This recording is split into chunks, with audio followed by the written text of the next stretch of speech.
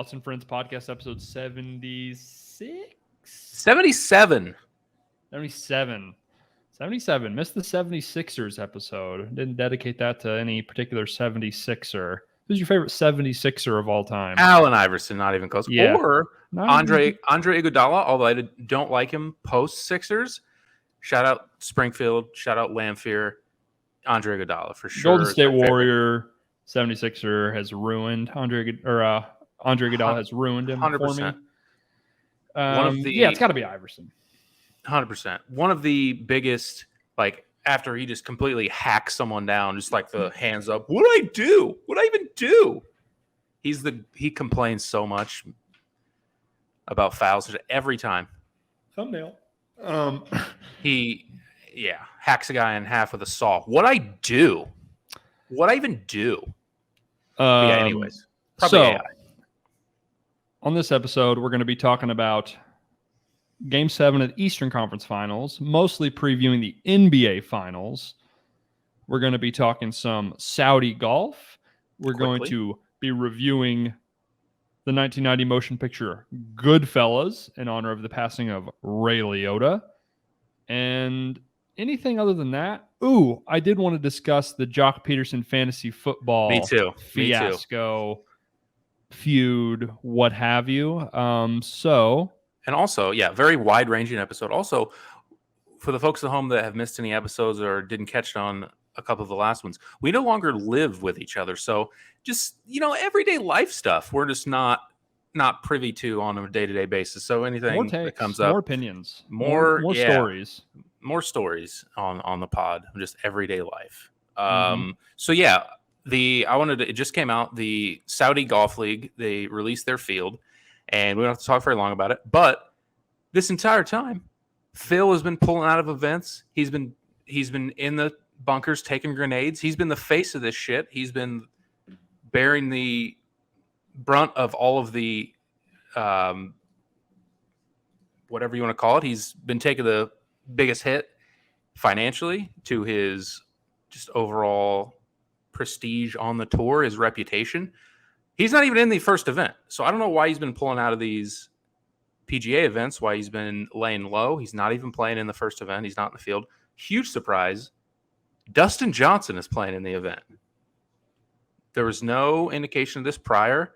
I didn't expect it. I'm not sure why he would do it, but Dustin Johnson's going to London. He's playing in the LIV, the Saudi Golf League first event. Pretty surprising. These tournaments are not only in Saudi Arabia, obviously, as you just said. Is it all in Europe? Are there some in America? No, it's all over. There's a couple events in the U.S. There's events across Europe, and there's, of course, events in Saudi Arabia as well. So I was under the impression Phil wasn't playing in these tournaments because the PGA was not inviting him or allowing him to play. That's not the case. Me too. I thought. I mean, he was the face. He was the leading the charge of this golf league, and I was under the impression that the PGA Tour was like, well, you're not welcome here right now. So he wasn't playing. He didn't play in the Masters. As far as I know, the Masters didn't tell him that he couldn't play because they're their own entity. They can do whatever they want. But yeah, I thought he was laying low to play in this other league, and now he's not even in the first event. But there is evidence that he could have played in these PGA tournaments, or do we know that for a fact? I guess. I don't know. It's unclear. One thing that's weird about the PGA Tour, the other professional leagues, when they suspend someone, they have to give a reason and a timeline. The PGA Tour doesn't do that. It's all just behind closed doors because it's not uncommon for golfers to miss weeks, skip weeks. Their schedule throughout the year, they make their own schedule. They can play whatever they want. So if a guy misses a month, it could just be, I was taking time off. I was nursing an injury. I mean, they don't have to provide any information on that. So a guy could be suspended for an entire month and just not play, and no one even knows. So they don't disclose suspensions. So we don't have any information from the tour why or why not Phil has not been playing. But he's not in this first event. I assume he's going to be. It also came out, a prominent golf reporter, journalist, put out a book, Alan Shipnuck, interviewing Phil, and that's when this all kind of blew up about this league. There was a bunch of quotes that Phil gave that he thought was off the record that he just came out and said. He didn't expect it, but yeah, he's not in this first event. And it was in that book you talked about how Phil has like a massive gambling problem, and all the money he's made over these years, he's just pissed away. Basically, there was years where he lost like $30 or $40 million when he was making that much playing golf and indoors, like broke even, just like on gambling. Like he has a huge problem with that. So there's a story about that. That was why people speculated he was going to this tour. So I don't know. I was just stunned not to see his name and to see Dustin Johnson at the top of the list for people invited. Also, less notable, Louis Oosthuizen and Kevin Na, Sergio is going. Kind of guys that are middling, mid-card, older guys that can't really compete anymore. That are get a big baggy Oli with some name recognition. Still have some name cachet. What do we think? What's Phil's game? What's his vice? Do you think? Do we know that? Think he's a Texas Hold'em guy? Think he's a roulette guy? Sports gambler? I think sports guy. He's notoriously he would have a Tuesday Phil's Tuesday game where he would invite players to gamble on the golf course. They would have huge money games on Tuesdays. He's notoriously a huge gambler, so it does not shock me at all. Man, $40 million is a lot of money to lose. Here's the other thing with Calvin Ridley thing and all, like, how are you that bad? What are you betting on? I mean, I guess when you have an addiction, you just bet shit that is not in the clearest of headspace. And the amounts, like that would, I don't know. I don't know. I would love to know what he's betting on. I'm sure it's horses. I'm sure it's. You think him and Tiger play some high limit Texas Hold'em? Probably at one point in their lives. So Tiger has an event every year called the Tiger Jam, where he hosts a celebrity poker tournament. I don't know if Phil's involved in that. I'm not sure if he's a board or he's a table or a card player. I bet there's some fisticuffs that about break out at those things. I think more than anything, I was listening to a podcast. I think it was JJ Redick was talking about. He got in a fight with some guy over a card game on a plane ride. NBA, I would love to just get an NBA stream of NFL players, NBA players playing cards on the plane. Yeah. Give me a Twitch stream of them. Well, notoriously, Tony Snell just locked 15 mil on that fucking hand. At the All-Star game, they showed him in the locker room, and they had hundreds on the table playing cards. That's big NBA culture. They love playing cards, throwing dice, shit like that. Was the Gilbert Arenas gun incident over gambling? I don't remember what that was over. Probably. I don't remember. I can't remember. But I don't remember. That deserves a deep dive. We should just talk about that on one of these podcasts. One of those stories that kind of drifts by that you kind of forget about, and you look back, you're like, that was fucking crazy. Brought a gun to the locker room and kind of as a bit, which is like, God, Gilbert Arenas. He could make a documentary about that guy. What a fucking psycho. Yeah. Yeah. Bucket, though. Think Phil carries a gun with him like that? He got to be strapped at all times when he's gambling money like that. I think Phil. Yeah. He would not look cool with a gun. It would probably be one of those small, like old Western, like women's gun, a little pea shooter. Little snub nose, like in Goodfellas. Yeah, that's true. Like in Goodfellas. That's a great segue. Let's get to it. That was 1960, whatever. But I'm trying to think. Any other takes? No, golf. Don't really. No, golf's mostly boring. This has been like the biggest like scandal event in golf. If you don't like golf, it's really boring. The guys are very vanilla. They're all white and lame and don't have a lot of personality. So, I mean, it's a big deal that DJ is playing in this. Huge. He's as big a name in golf currently as there is. Former number one player in the world. He's at number 13 right now, but over the past 6 months has been in the top 10. He won the Masters three times ago. Yeah, the one that was played in November, the COVID Masters. Mm-hmm. Two-time major champion. It would be like one of my friends said it would be like Josh Allen playing in like the Canadian League he's one of the biggest names on the tour, which is he's gonna have to answer questions at some point. Like he might have set a record for consecutive years on tour with a victory. He's one of the biggest names in golf. He has any sponsorship he wants. Does he need the money? I don't understand. Like, because he's at a point in his career where we talk about golf legacy. He has 2 majors. Maybe he just doesn't care. But like, this is, people are talking like it puts a black mark on your legacy. If you care about that. Obviously he doesn't. I don't know if he needs the money. I don't understand it. I mean, is there some sort of golfer empowerment, like leverage play here? Is the PGA not very well liked as an organization? Is golfer pay not what they think it is? Is there anything like that? Like, my thought goes to that. Like, it's some sort of leverage play against the PGA to do something, or it could just be a big old bag of cash. I'm not sure, but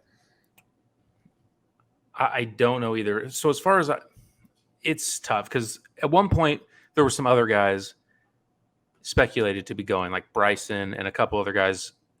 It's pretty well known that this tour reached out to everyone, basically. So it was on the table for every player.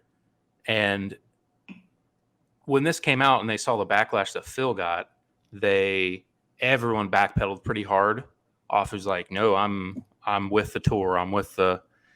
So I think the commissioner, his name is Jay Monahan, is fairly well liked.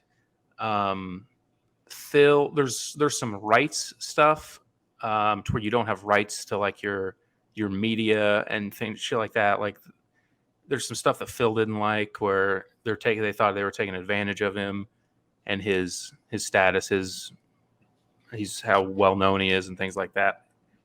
As far as I know, he gets along with most people, the commissioner, that is, but him and Phil didn't see eye to eye. So there's problems with them, not the rest of the tour. But I don't know, man. I don't know. It's the most interesting thing to happen to golf since like Tiger's scandal or like Tiger's injury and coming. Like, nothing is interesting in golf ever. So I cannot wait until the next press conference that Dustin Johnson does. I'll be watching. And maybe golf should embrace this. Maybe it should get a little controversy. Get a little Monday Night Wars, NWO, WWE, baby. Guys showing up on the other tournament. Here's what this other tournament has to do. They have to make it more cool. They've got to do like walk-up music when you're going up to the tee. They got to get extreme. They got to get wild with it. The thing is, they've got the guys that they've got are like old and not cool. You know, they don't really have the. So it's, I don't know. We'll see what they do. The big thing that I think it was maybe Rory or a few of the players came out and talked about how, yeah, it's a lot of money these guys are going to make, but the big issue is where it's coming from and all the Saudi. Yeah, I'm not going to get into all the geopolitics activities, the geopolitical activities of the Saudi regime. I'm not going to get into that, but they do things that are not great. So they didn't like where the money was coming from. But the European Tour plays like 2 or 3 events in Saudi Arabia every year. They get paid a boatload of money to bring their tour there to play. So if the European Tour and those players have no issue taking the money, then why is there this big stink about these players going to play on this tour now? Just because it directly opposes the PGA Tour. So that's a little hypocritical. There's bad 100%. money coming from. I mean, the Masters didn't let a black guy play until like the 80s or whatever. Yeah, it's not like they're just 2003 swell dudes. They're still like, women shouldn't vote. Probably. I mean, we'll let them because people will get mad at us, but honestly, we don't want them to. Yeah, so it's like Tiger and all, but if Tiger didn't win all those green jackets, we wouldn't let him play here. He's not really a fundamental type of player, you know. Doesn't like get up and down. Doesn't fit the archetype. Yeah. So they're taking players away. They're taking money away from the tour, so they have a problem with it. When the European Tour does it in back-to-back weeks in the summer, and they get a shitload of money from Saudi to come play there, no one has a problem with it. I think Lee Westwood made that point. He's like, I'm going to go play there, just like I do every year when we go and play 2 events over there, and no one cares. So it's, let's say, there's skeletons in everyone's closet here, PGA Tour. Let's not get too up on our high horse. Although Saudi seems bad. I don't know. Hey, Saudi, I don't want any of the smoke, Saudi Arabia. Allegedly. If Saudi Arabia wants to sponsor this podcast, we want to get some oil money behind this thing. I'm in. I'll go hang out with some sheiks. 100%. I will take your oil money, your blood diamonds, bring it over to the Thoughts and Friends podcast. Yeah, no, it's all legit. It's cool. We're chill. 9/11 probably wasn't you guys, but nobody knows, but probably not. Who's to say? Not me. I'm not a rat. And speaking of people that aren't rats, Goodfellas, 1990 professional podcaster. So obviously we're doing this because the star of Goodfellas, Henry Hill himself, Ray Liotta, passed away. R.I.P. by kind of big rips, mysterious circumstances. They just found him dead in his hotel room while he was shooting I don't know what happened. He was filming. Yeah, where was he? Was in some South American country somewhere. Yeah. They just found him dead in his hotel room. Not sure. 67 or 60s. Yeah, how old was he? Look great recently. I don't really know. He looks older than that. Yeah. Yeah, he looks kind of puffy and pale, but regardless, that's not what we're going to talk about. We're going to talk about, I think, inarguably his best performance, although underrated, has some good ones, has a few good ones. Any other good Ray Liotta performances that you're a fan of? I'm kind of blanking off the top of my head. I will say Field of Dreams. Field of Dreams is the obvious Joe one. Jackson. Doesn't have a huge role. Great. I don't know if he's great as Shoeless Joe. It's a little stiff, but it's not like he's in a lot of the movie either. He doesn't really say much. It's a lot. He does say, "Is this heaven?" He doesn't. That's an iconic line. It's historic, if nothing else. That's more on the script than Ray, but an iconic line. But like Ray is just the name of the character in Field of Dreams. He's not even in the movie, really, if we're being honest. No. What are some other notable roles? Have you ever seen Marriage Story? It came out a few years ago with Adam Driver. Really he, awesome. As the lawyer, is awesome in that. Him and Laura. Yeah. He's the lawyer. Laura Dern is hers. The other. Oh, they're both so good. That movie's kind of messed up. It's kind of a bummer and a downer, but it's a great movie. You want some of the best acting you'll ever see. The people are just absolutely grand slam, out of the park. Adam Driver, Scarlett Johansson, Laura Dern, Ray Liotta. We're not talking about that movie, but the scene where they're arguing in their apartment, Adam Driver and Scarlett Johansson, I mean, it's tour de force. It's hard to make a scene where two people in an empty room just talking and make it like just feel it in the pit of your stomach when there's no threat of death like there is in this movie. Yeah, but I forgot that he was a lawyer. I remembered Laura Dern was her lawyer, but I forgot that he was. Oh, he plays a scumbag like LA lawyer so well. But that's not what we're talking about. Goodfellas. I'll say this is a perfect movie. No notes, no issues, a perfect movie. If you had the opinion that this was the best movie ever made, I wouldn't scoff at you, and I don't think I could come up with a great retort for you. Obviously, there could be a lot of movies you could say are the best movie of all time, but this one has a strong case. Yeah, I think that The Godfather sometimes overshadows it because it's in the same genre. People regard it sometimes. In my experience, people regard it higher than Goodfellas, but if you wanted to call it your favorite, they're the best. That's fine with me too. Here's my thing with it, as opposed to The Godfather, I could see. Well, The Godfather and Godfather 2 are both incredible. I would argue Godfather 2 is better. I don't know if that's even that hot of a take. A lot of people say that. I would argue 2 is better. They're both incredible. Also, both close to perfect movies. Goodfellas is much more, I mean, maybe not much more. I would say a lot more rewatchable than those movies because it is so much fun to watch. It is so rewatchable. It is so funny. It is so fucking 100 miles an hour. The whatever it is, 2.5 hours flies by every time you watch it. It feels like it just burns right through.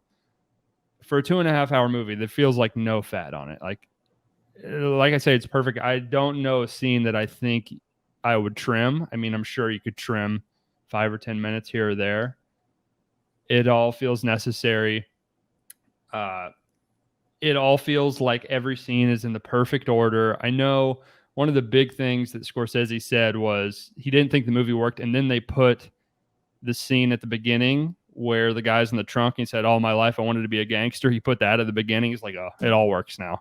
And he's right, because with the like voiceover and him as a little kid at the beginning, if it started out with that, it could, like 15 minutes in, it could be getting a little slow. But having that as a precursor, it's kind of like when, oh, this is so stupid, when YouTubers will put like the best clip of their like video at the very beginning. So yeah, all like the gaming channel YouTubers are inspired by Scorsese. A lot of people say that they have a lot of Scorsese undertones to their content, and I couldn't agree more. Yeah, a lot of the the vlog squad, a lot of Scorsese vibes. Shelfie and the boys. Yeah. If you watch MLB The Show, Diamond Dynasty, YouTube, you'll get that reference. You come to TNF for the deep cuts, and that's what you're gonna get. Oh yeah. When was the first time you saw this movie? Do you remember? Late high school. This is the second time I watched it ever. Mm-hmm. I haven't watched it that many times either. I watched it, probably around the same time as that. Fuck, it's so good. Every time. The other thing I love about it is every time I watch it, I'll pick up something else that I didn't see the time before, which I love. Yeah. I feel like I don't watch enough or any old movies. I should watch more old movies because a lot of them are better than the really bad movies that come out now. But just the overall aesthetic of the movie is so pleasing. It's so 1990. It's all smoky.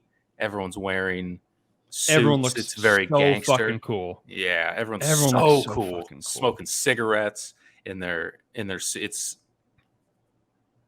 looks so great. Yeah, it really does. All like the nightclub speakeasy type scenes, just from like the tables, all the details, and it's so good. The amount of fucking incredible tracking shots in this movie that are like 30 seconds. I mean, there's, I think 4 of them that I wrote. I mean, there's the first one where we get Robert De Niro's reveal, where they scan the whole area and they go through all the bosses, and then De Niro walks in looking cool as fuck. And then we have the one where they go into the nightclub and they give the name of every single. Great. They have all these crazy fucking names, like Mo Black's brother, Fat Andy, Frankie Eyes. A few other that might be my favorite scene. That's the nightclub when it's so good. Yeah. I mean, there's 3. Well, so to me, if we're just ranking the tracking shots, it's either that one or the Copacabana tracking shot where they go all the way from the car, all the way through, down the line, down the basement, through the kitchen, all the way. They set up the table. They sit right down. What do? I work in construction. It doesn't seem like you work in construction. Yeah. I remember that through the, So that's of the tracking shots. Yeah, that's my favorite. But the favorite one is the, when they're all laughing, the Do I Amuse You? It's got to be the best. Mm-hmm. It's got to be the best scene. Mm-hmm. Yeah. Man, so many good scenes though. Yeah. But yeah. Pesci is incredible. I mean, Joe Pesci is the best actor of all time. I swear to God. He's not bad. This motherfucker don't miss. Ever. De Niro's good. He's fine. He's awesome in it. Ray Liotta is fantastic. But Joe Pesci is, without question, the best part of this movie. He's incredible. Yeah. Oh, yeah. I mean, just the relationship and how they interact, all 3 of those guys together. But and you could say that about almost everything he's in. He's incredible. He is on 10 the entire movie, and it calls for it. The best roles like this, or I guess the best performances in a role like this, you realize the guy is a giant piece of shit and you hate him, but you root for him all the same. Those are 100%. And it feels like a ton like Joe Pesci. Like he kind of has like an asshole, kind of harsh demeanor to him just in real life. And it feels like he's just so at home, just in his bag, being just like an asshole gangster.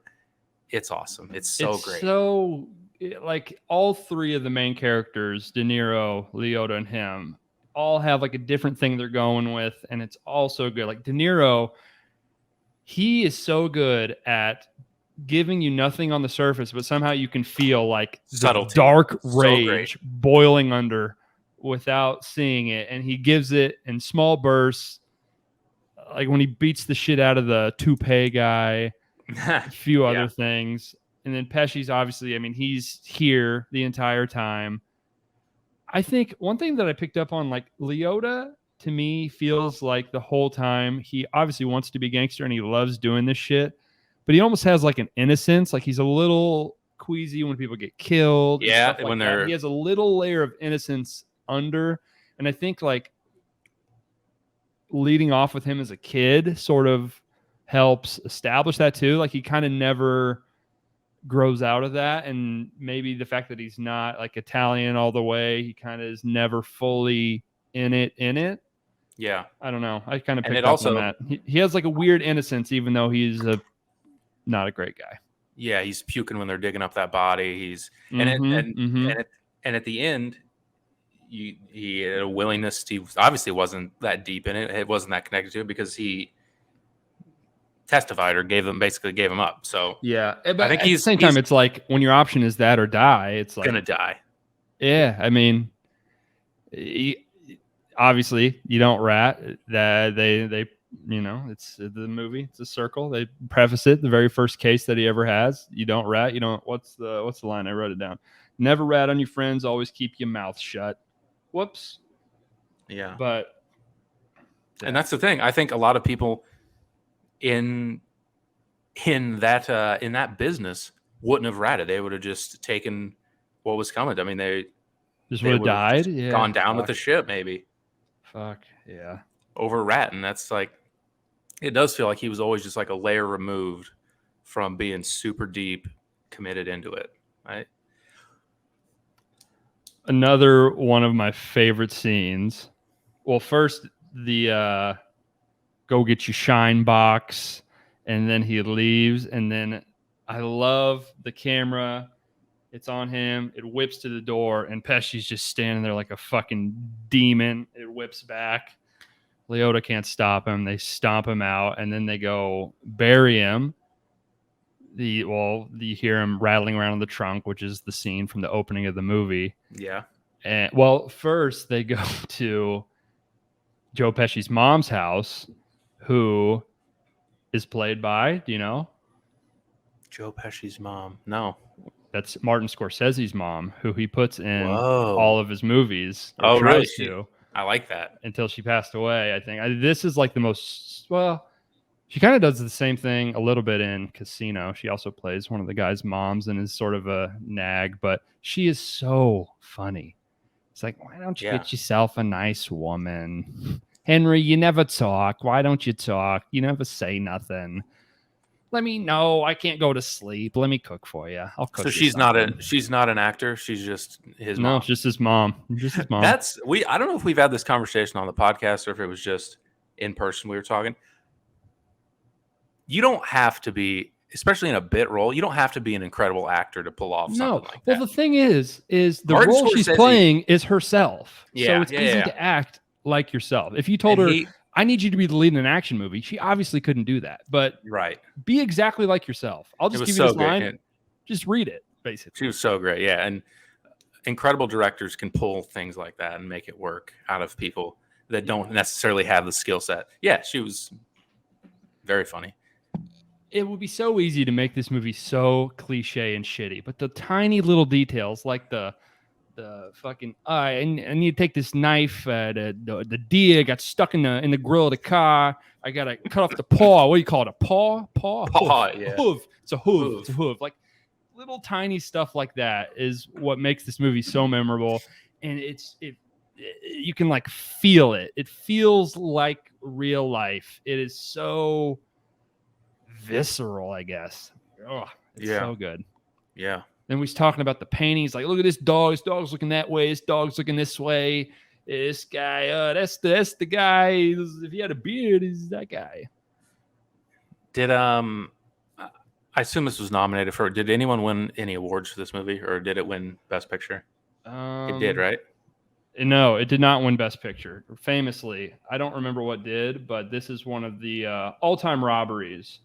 Oh, wow. What one? Sure. Because Scorsese didn't win a Best Picture until The Departed, which was a lot of people assume kind of a makeup call, a lifetime achievement Oscar. Depart's fine, but just couldn't probably not Very even good. top 10 of his movies. I mean, it might be, but he's just made so many good ones. Let's check the IMDb here. Oh, where the surely Joe Pesci was nominated. Probably for like supporting, or I don't know who's considered the lead. Probably I would Liotta. imagine it's got to be Liotta, probably. Yeah, I would say. Although it's weird that De Niro, he's like the center of the whatchamacallit, the poster, but that's probably just because he was a much bigger name, obviously. He was a leader of the. Where isn't there like a awards section? I don't fucking know. What an interesting relationship with his wife. They're meeting and getting together. Yeah. They like don't even like each other. I don't know. Well, he doesn't like her until he realizes she's not just some normal girl. She's a bit of a fucking psycho, and he's a bit of a psycho himself. Nuts, yeah. That's a great scene when she rolls up on him with his friends and she's screaming at him, and you can just all these performances. It's shittier movie. They would just say outright what they're saying, but you just get it from the acting. You can feel that flip switch just looking at Ray Liotta's face that he's like, oh, this is different. This is someone else. Maybe I am who I thought you were. Maybe I am into this chick. Yeah.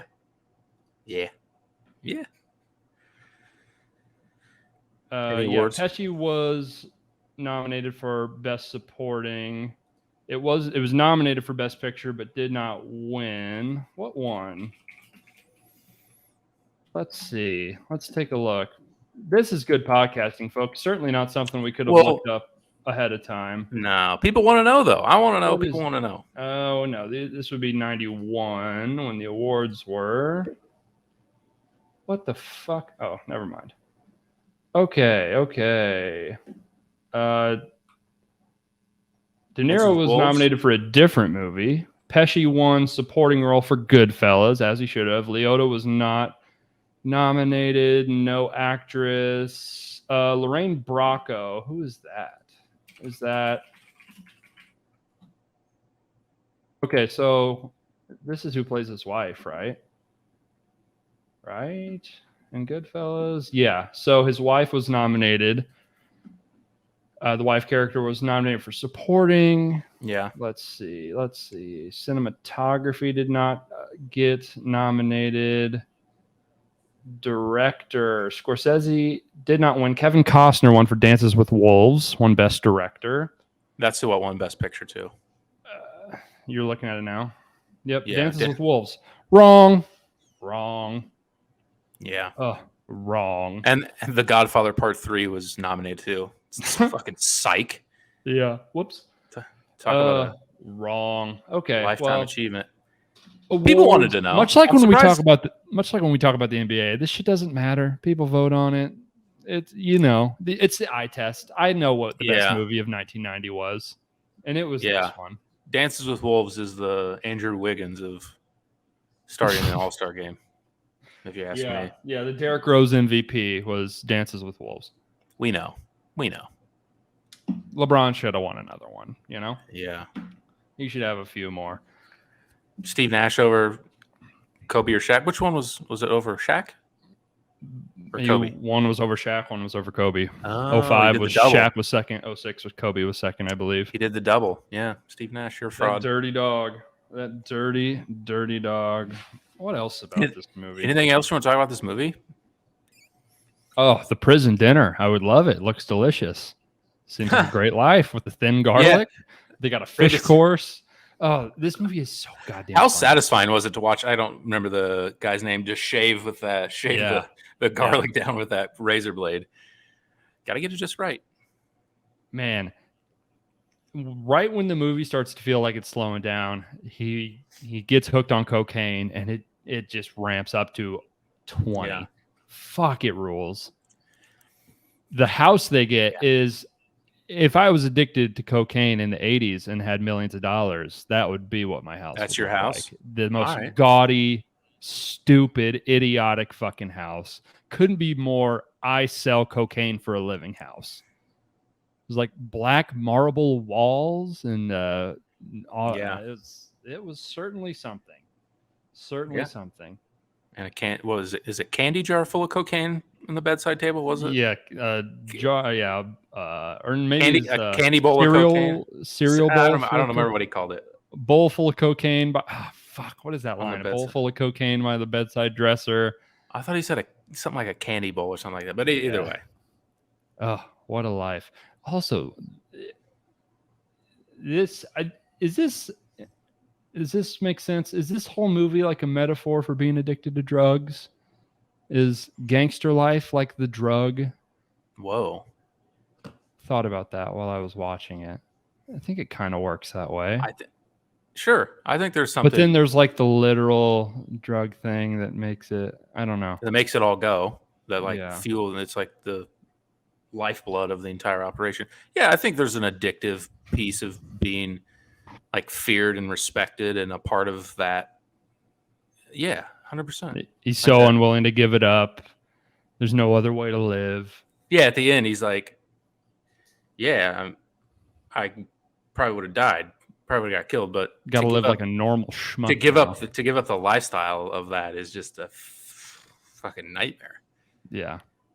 Man. Yeah. God damn. Having to go from, you just jump any line, buy whatever clothes, whatever watch, whatever car. Yeah.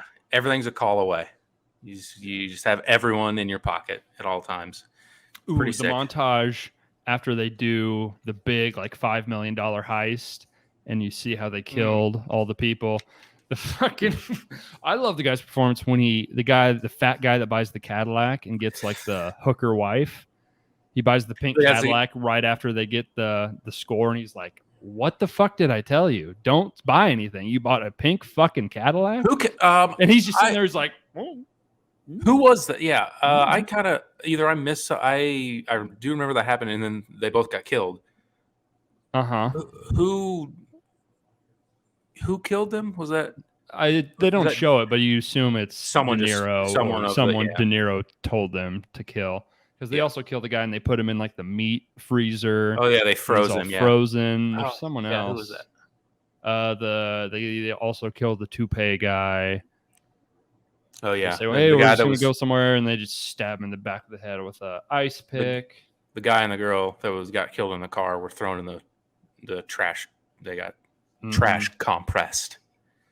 Tough way to go. How do you think you would do in the Gambino crime family? You think you'd probably hold up pretty well? How would you do carrying out a hit? Oh, I wouldn't be able to kill somebody. I think I could definitely just shut the fuck up and keep my head down, though. I think I would be good at that. I would be able to just do what you're told. Didn't see any of that. Whatever.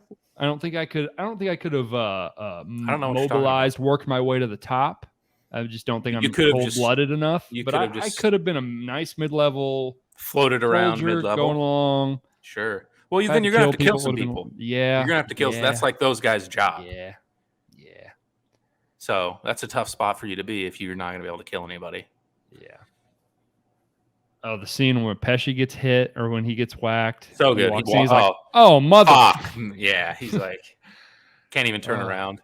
Yeah, I forgot that's how. So he's also in Casino, correct? Him and I mix those scenes up sometimes. I love the scene in Casino when he gets here. That's incredible. He dies a little less painfully in this movie. No spoilers for Casino. I mean, it's fucking 100 years old. It's from 95. Certainly a less popular movie than this, but go watch Casino. Also incredible. One thing that I notice is like I do mix a lot of it up because it is very, very similar. Yeah, like halfway through, I'm like, oh yeah, they're going to take. Pesci plays the exact same character. Yeah, same. Yeah, the exact same character. De Niro's a very different character. He's a little bit more smart and calculating in that movie. Yeah, but yeah. But yeah, the whole time I was like, oh yeah, they're gonna take him out. And then I forget the scene where he walks in, and he's supposed to be getting to be the ceremony for the maiden, and he just knows immediately no one's there. Mm-hmm. Can't even turn around. Bullet in the back of the head. So good. One of the few great movies that has a lot of voiceover in it. Usually when there's a lot of voiceover, it's like an excuse because you didn't direct the movie very well and there's just a lot of shit missing. You have to go in after the fact. To explain shit to people. It works, one, because it's based on a book, so you kind of get that narrator voice throughout. I can't really put my finger on why it works well in this, but it does. Are there any other voices than Ray Liotta's character? I feel like his wife has a voiceover at some point. She does. She does. I don't think anyone else does, though. I don't think anyone else does. Yeah. Oh, the scene where he finally gets fucked and the helicopter's chasing him and he's driving like this the whole fucking time. They did such a good job of making him look like absolute dog shit. It's all sweaty and fucked up. Oh, the anxiety. You think like that scene walked so Uncut Gems could run. Uncut Gems is basically 2 hours of that 45-minute chunk of Goodfellas. I think they're like hugely inspired by Scorsese, so I'm sure that is just actually true. That's a huge influence. Yeah. Is that what? Yeah, I remember his hair's all fucking disheveled, and he's just a real fever dream of a half hour. And he unravels. When's he get caught? Once he gets fucking sloppy, he's going here. He's not really thinking about it. He's got these guns. He's just gonna take him to this fucking guy. They've been tapping his phones the whole time. Yeah. Don't do drugs. Yeah, coke's a hell of a drug. He gets away with it, kind of. I mean, he doesn't really get away with it. Like being a witness protection. You don't die, but not great. Not great. Not great. Better than dying. What would you do if your wife flushed $60,000 worth of coke down the toilet? Why would you do that, Karen? That's everything we have. I was counting on that, Karen. Oh, some emotion in that scene. In the moment, I would be pissed, but logically, I would have to realize. Seems like it. We were getting swatted. The entire FBI was here to take me down. You could have just done all the coke, Karen. Yeah, you could. Yeah. No, she did the right thing, Ray Liotta. I think, and that's the thing. He's still pissed. Even in his performance, he realized it, because when he starts crying and he breaks down, he's like, obviously, like, what were you supposed to do? There's nowhere to hide it. They were going to find it. There's 100 guys out there.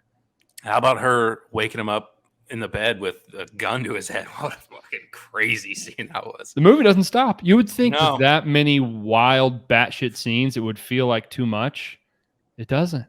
It all works. It all makes sense. And there's still in perfect sequence and perfect harmony. She has a gun to his head, and she's still like, and I still can't leave him because I'm still so attracted to him. Still so hot so hot for him. I mean, she's as big a psycho as he is. They're a perfect match. She gets absolutely fucked, not literally, metaphorically. He's to be clear. Because he's fucking some 20-year-old broad and then a different 20-year-old broad who's cutting his cocaine. Yeah, I'm a boss, baby. What do you want me to do? A boss doing boss stuff. What can I say? We're wise guys. We're good fellas. This is what we do. We fuck. Fridays are for the girlfriends. Saturdays are for the wives, baby. What a life. You're absolutely right. What a life. Why would you do that, Karen? Yeah. Okay. Performances. De Niro, Pesci, Liotta. Rank them. I think there's a clear number one. We're both on Pesci number one? Yeah. There's... Although... I think I'll give Liotta 2. I think it is a little less flashy, but it is so vast, I guess. There's so much range to his performance. The gamut of emotions he has to carry literally the entire movie. Like Pesci and De Niro get to like come in warmed up off the bench, get 10 shots real quick. Leota, he's got to run the offense. He's setting the whole thing up. Yeah. Leota's incredible. I got to give Leota 2. I would agree with you. I think De Niro is, and also overall, I think just De Niro has so many other performances that are better. He's not bad in anything before like 1995. And then he kind of went the rom-com, just went to, fuck you, pay me, I'm not going to try anymore route. Yeah, he went to the DJ Saudi tour route. He's fucking cashing He went checks, Meet the Fockers and never looked back. Yeah. Old Gramp. What is it? Bad Grandpa? No, Yeah. That's the Johnny Knoxville thing, right? Or is there another Bad Grandpa movie that he's also I think it's Dirty Grandpa. Dirty Grandpa. I don't fucking know. That De Niro Zac Efron joint. Yeah. Meet the Parents. Classic. He is good in that. Good movie. Funny. It's a good. Those are good movies. Good movie. Meet the Fockers. Worse. Dumber. Worse, but I'll watch it. I actually just watched it. Okay. It was on HBO. Sorry. Anything else? I feel like there's some actors that had small. Ooh, Samuel L. Jackson. I always forget he's in this movie. He is. I was going to bring that up. He has like one cameo. line. It's got to be one of his first big time roles. I mean, 1990. Pulp Fiction was 96 or 94. So he was just in one scene or like two scenes, right? And then he got his head blown off. Yeah. Well, his thing was he got stoned, and the truck with all the money on it, he drove it to his girlfriend's house, and the feds nabbed it up, and that's how everyone got fucked. Yeah, everyone had to die. You deserve to get your head blown off. The main crime boss, he does a good job. I don't know what that actor's name is. The big fat guy, the guy they all have to go through. He does a great job.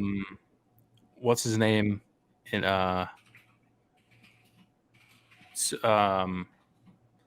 shit? Paul Cicero? Is it the guy that plays? I can't think of it. Ooh, no, I don't remember.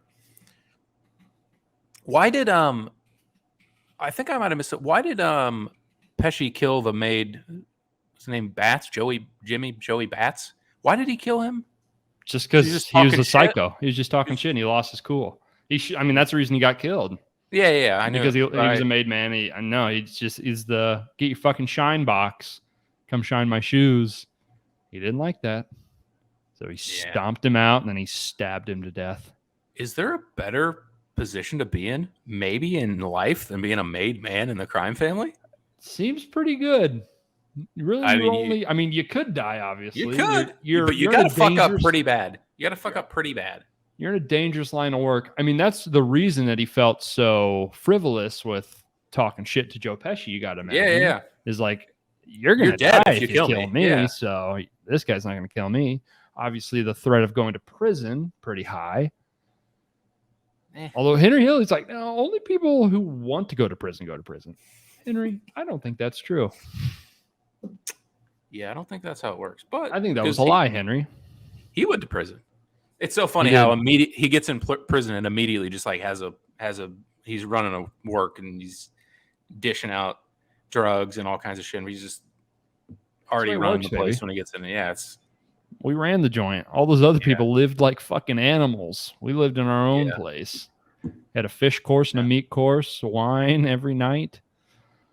Pretty good. Any other performances? I thought she got nominated. I thought his wife was a psycho and played the part very well. Anyone else? I don't really stood out. Those four are like the main. Some other bit roles from people that I didn't remember were in it.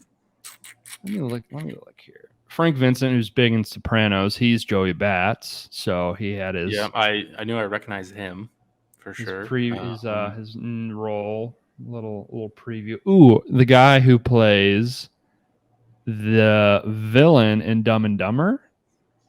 What's that guy's name? Mike Starr. Frenchie. I don't remember what his character. The guy that dies in Dumb and Dumber. They give him the rat poisoning. Pills are good. My pills. Get my pills. Pills are good. Out with the bad, in with the good. Out with the bad, in with the good. Out with the bad, in with the good. Check, please. Great movie. I think we've run our course on the discussion. Unless there's anything else you have to say, It's 100 out of 100 for me. It's a perfect movie. Yeah, it's really great. It's awesome.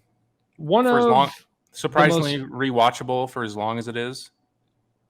One of the most universally loved. I don't think I know anyone that doesn't like this movie.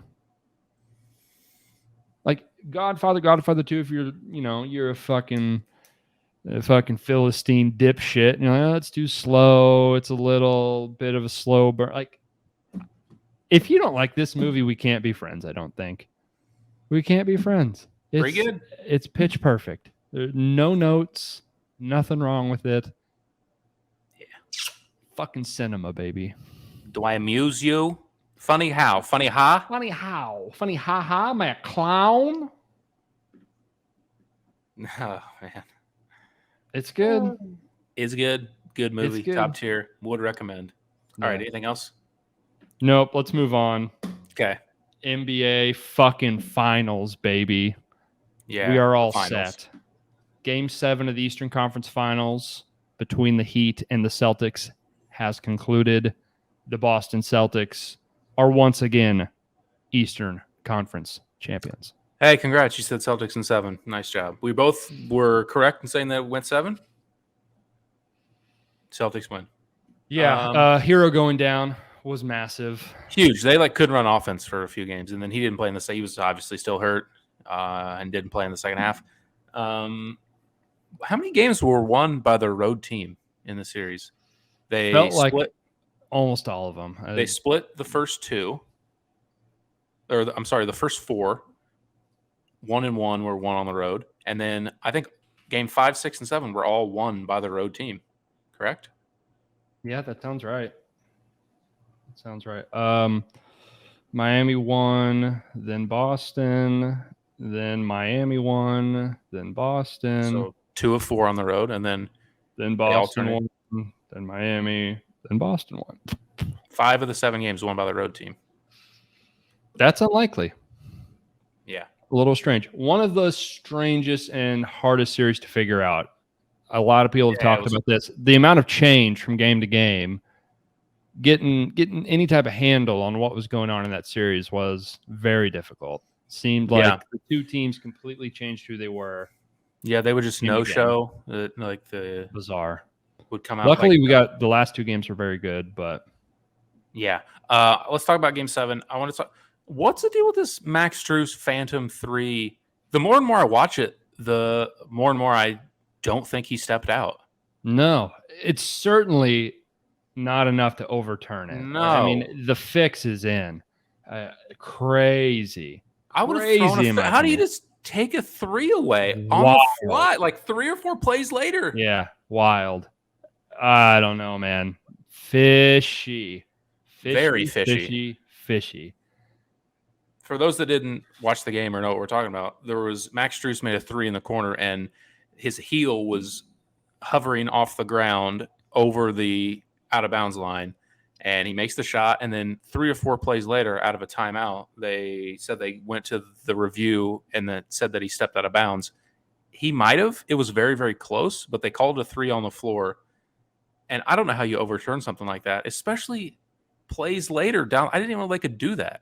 I know they could change it from a 3 to a 2. Yeah, that's what I've seen before, is changing it from a 3 to a 2. All the time. That happens all the time. In that scenario, there's usually an angle that is indisputable. Your foot's on the line or it's not on the line. Whereas in this situation, you could watch from 100 angles. I don't think you could get a clear look at what happened. And maybe they have a different angle that we didn't have. All of the angles I saw, I didn't see either. I at least knew you could change the 3 to a 2. Like it was a thing that happens. We're going to check all of them if they're close, and we'll just do it on the fly because it's easy and we have all the angles. I didn't even know you could go back and enforce an out of bounds plays later. I didn't even think that was in the rules. Obviously, it is. I've never seen that enforced or seen that happen. And for it to happen in a Game 7 in a tight game, decided by in the end 4 points. I mean, I don't know. There was no stink made about it at the time, or I haven't heard anything after. It was a bizarre. I guess the Heat are at the mercy of the replay. They don't have the replay there. They just have to be like, all right, I guess we stepped out. But fishy indeed, to say the least. I don't know, man. I don't know. So it was a 10 or 12 point game, and then the Heat go on a run late. They get Jimmy a stop. Butler is a fucking dog. All the disrespect I've ever had for Jimmy Butler, I'll eat crow. A fucking dog, an absolute fucking warrior. You want my Jimmy Butler opinion though? That's what we're here for. I'm gonna just disrespect him after I just said that, and it's not disrespectful. He to me is and will not get higher than the like Damian Lillard tier. With him as your best player, you cannot win the championship, but he is undeniably a franchise-changing, unbelievable superstar player. That being said, I do not believe you can win the NBA Finals with Jimmy Butler as your number one option. Thoughts?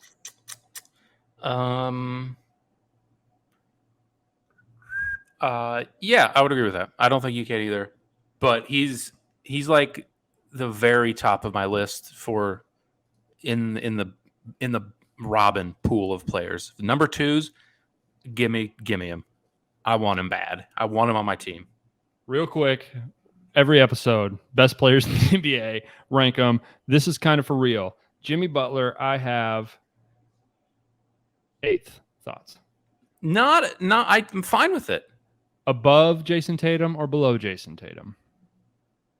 Right now, obviously not start your franchise. Boy, he outplayed him in this series. Yeah, he outplays everyone. So there's not but I get what you're saying. Jason Tatum is more talented. Here's one thing that I told you series. I want Jimmy Butler over so many. He's just yeah. He's such a fucking People dog. Do this when they talk about basketball. They will say, I know what you're going to say. Well, they're more talented, this, and this, but this guy just plays harder and is smarter. It's like, that's part of being good at basketball.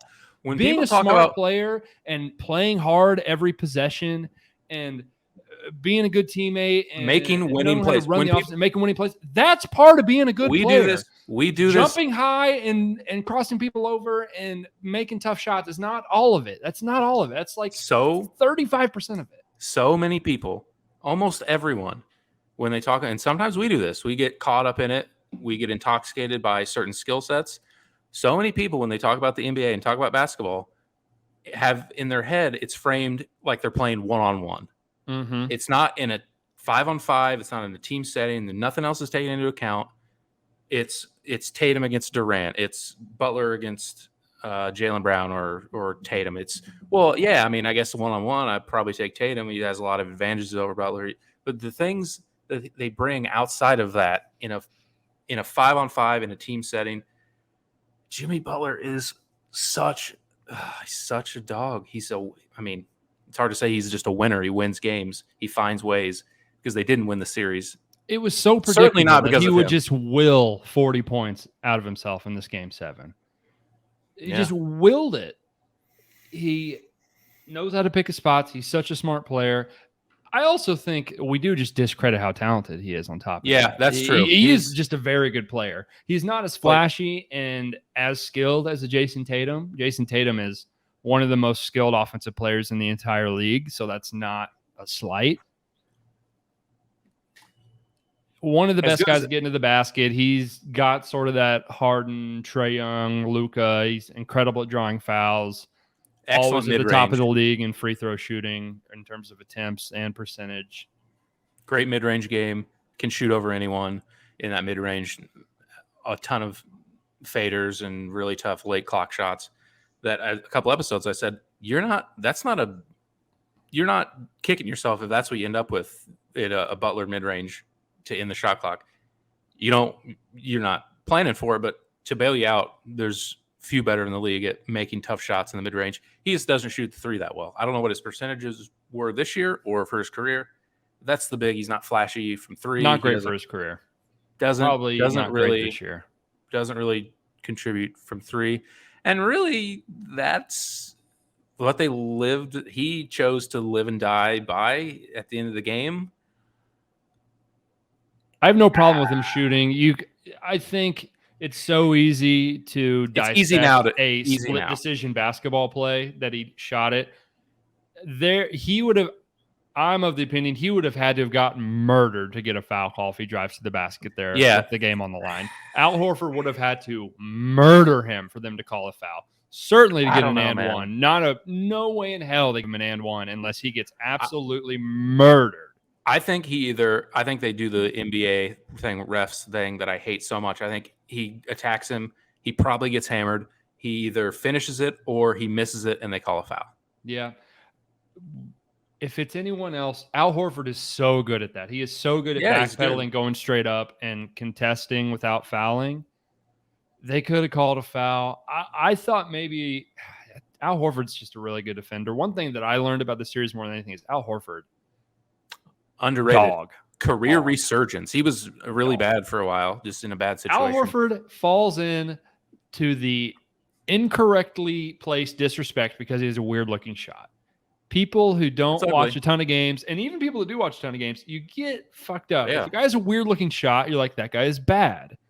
Not true. No, I don't know. On top of that, he has a bad shot. It goes in. That goes in. Yeah, it goes in. And like we talked about, there's more to basketball than making threes.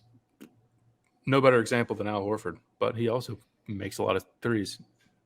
He's got a real ugly set shot. He his hands on top of the ball. It's real fucked up, but it goes in. It felt rushed in the moment. He was like, it was kind of a leaner for someone who's not great from three anyways. It was a bad shot. Yeah. Bottom line, it was a bad shot, especially now. Easy to say it didn't go in. And I said to you and one of our friends at the time, there's no one else taking that shot, but I just wish you live and die with what you're best at.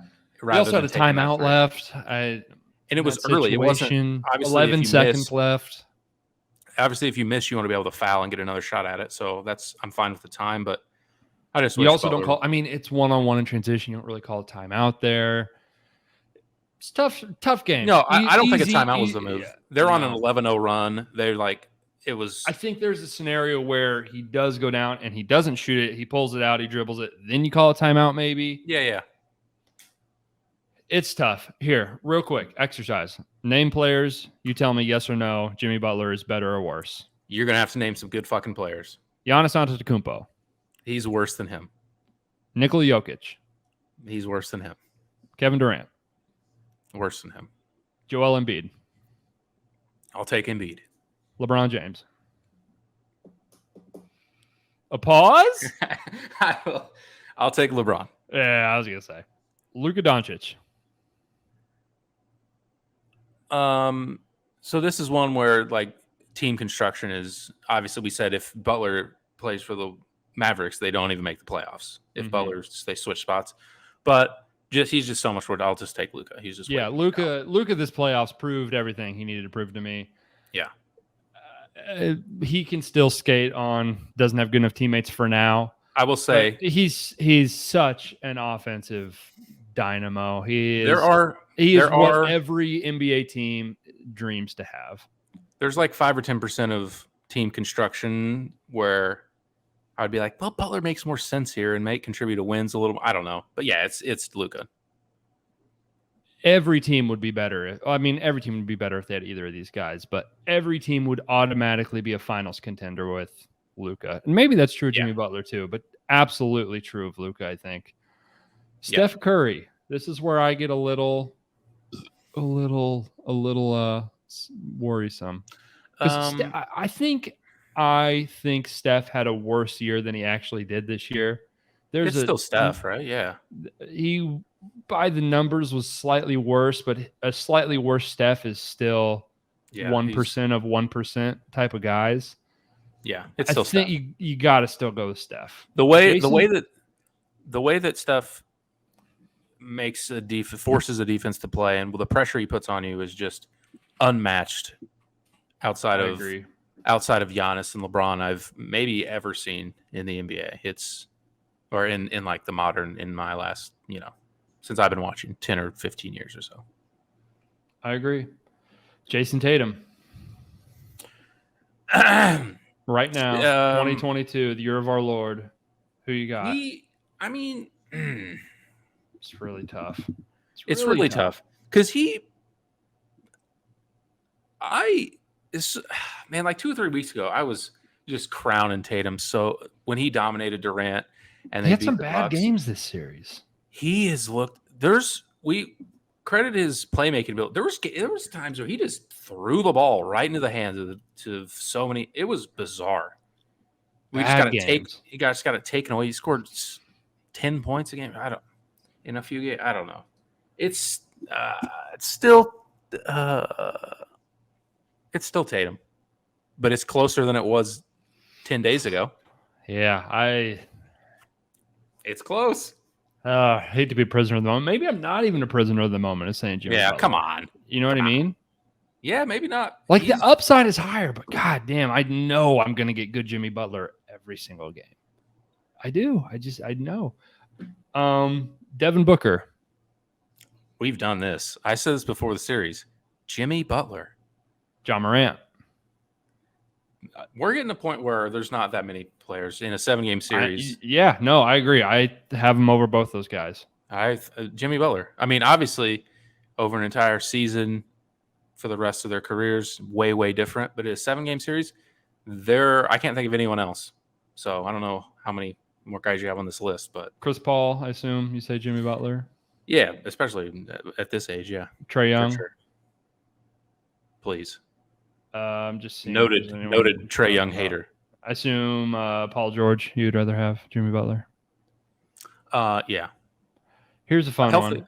A healthy Kawhi, I would consider. Kawhi Leonard. You don't know. You're blindfold. You got to pick one for next year. You don't know what Kawhi you're getting.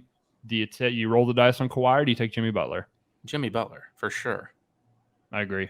For sure. I agree. Because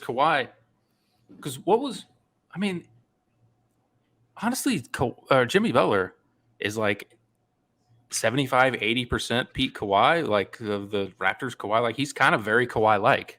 Yeah, Kawhi's certainly much better whenever he's 100%. Oh, yeah. No question. But yeah, like 75% of that player, they're very, very similar skill set. And I'll take a guy that I know has played in the last 2 years. Man, there's an alternate universe where Kawhi doesn't get hurt last year and the Clippers win the NBA Finals that I think about a lot.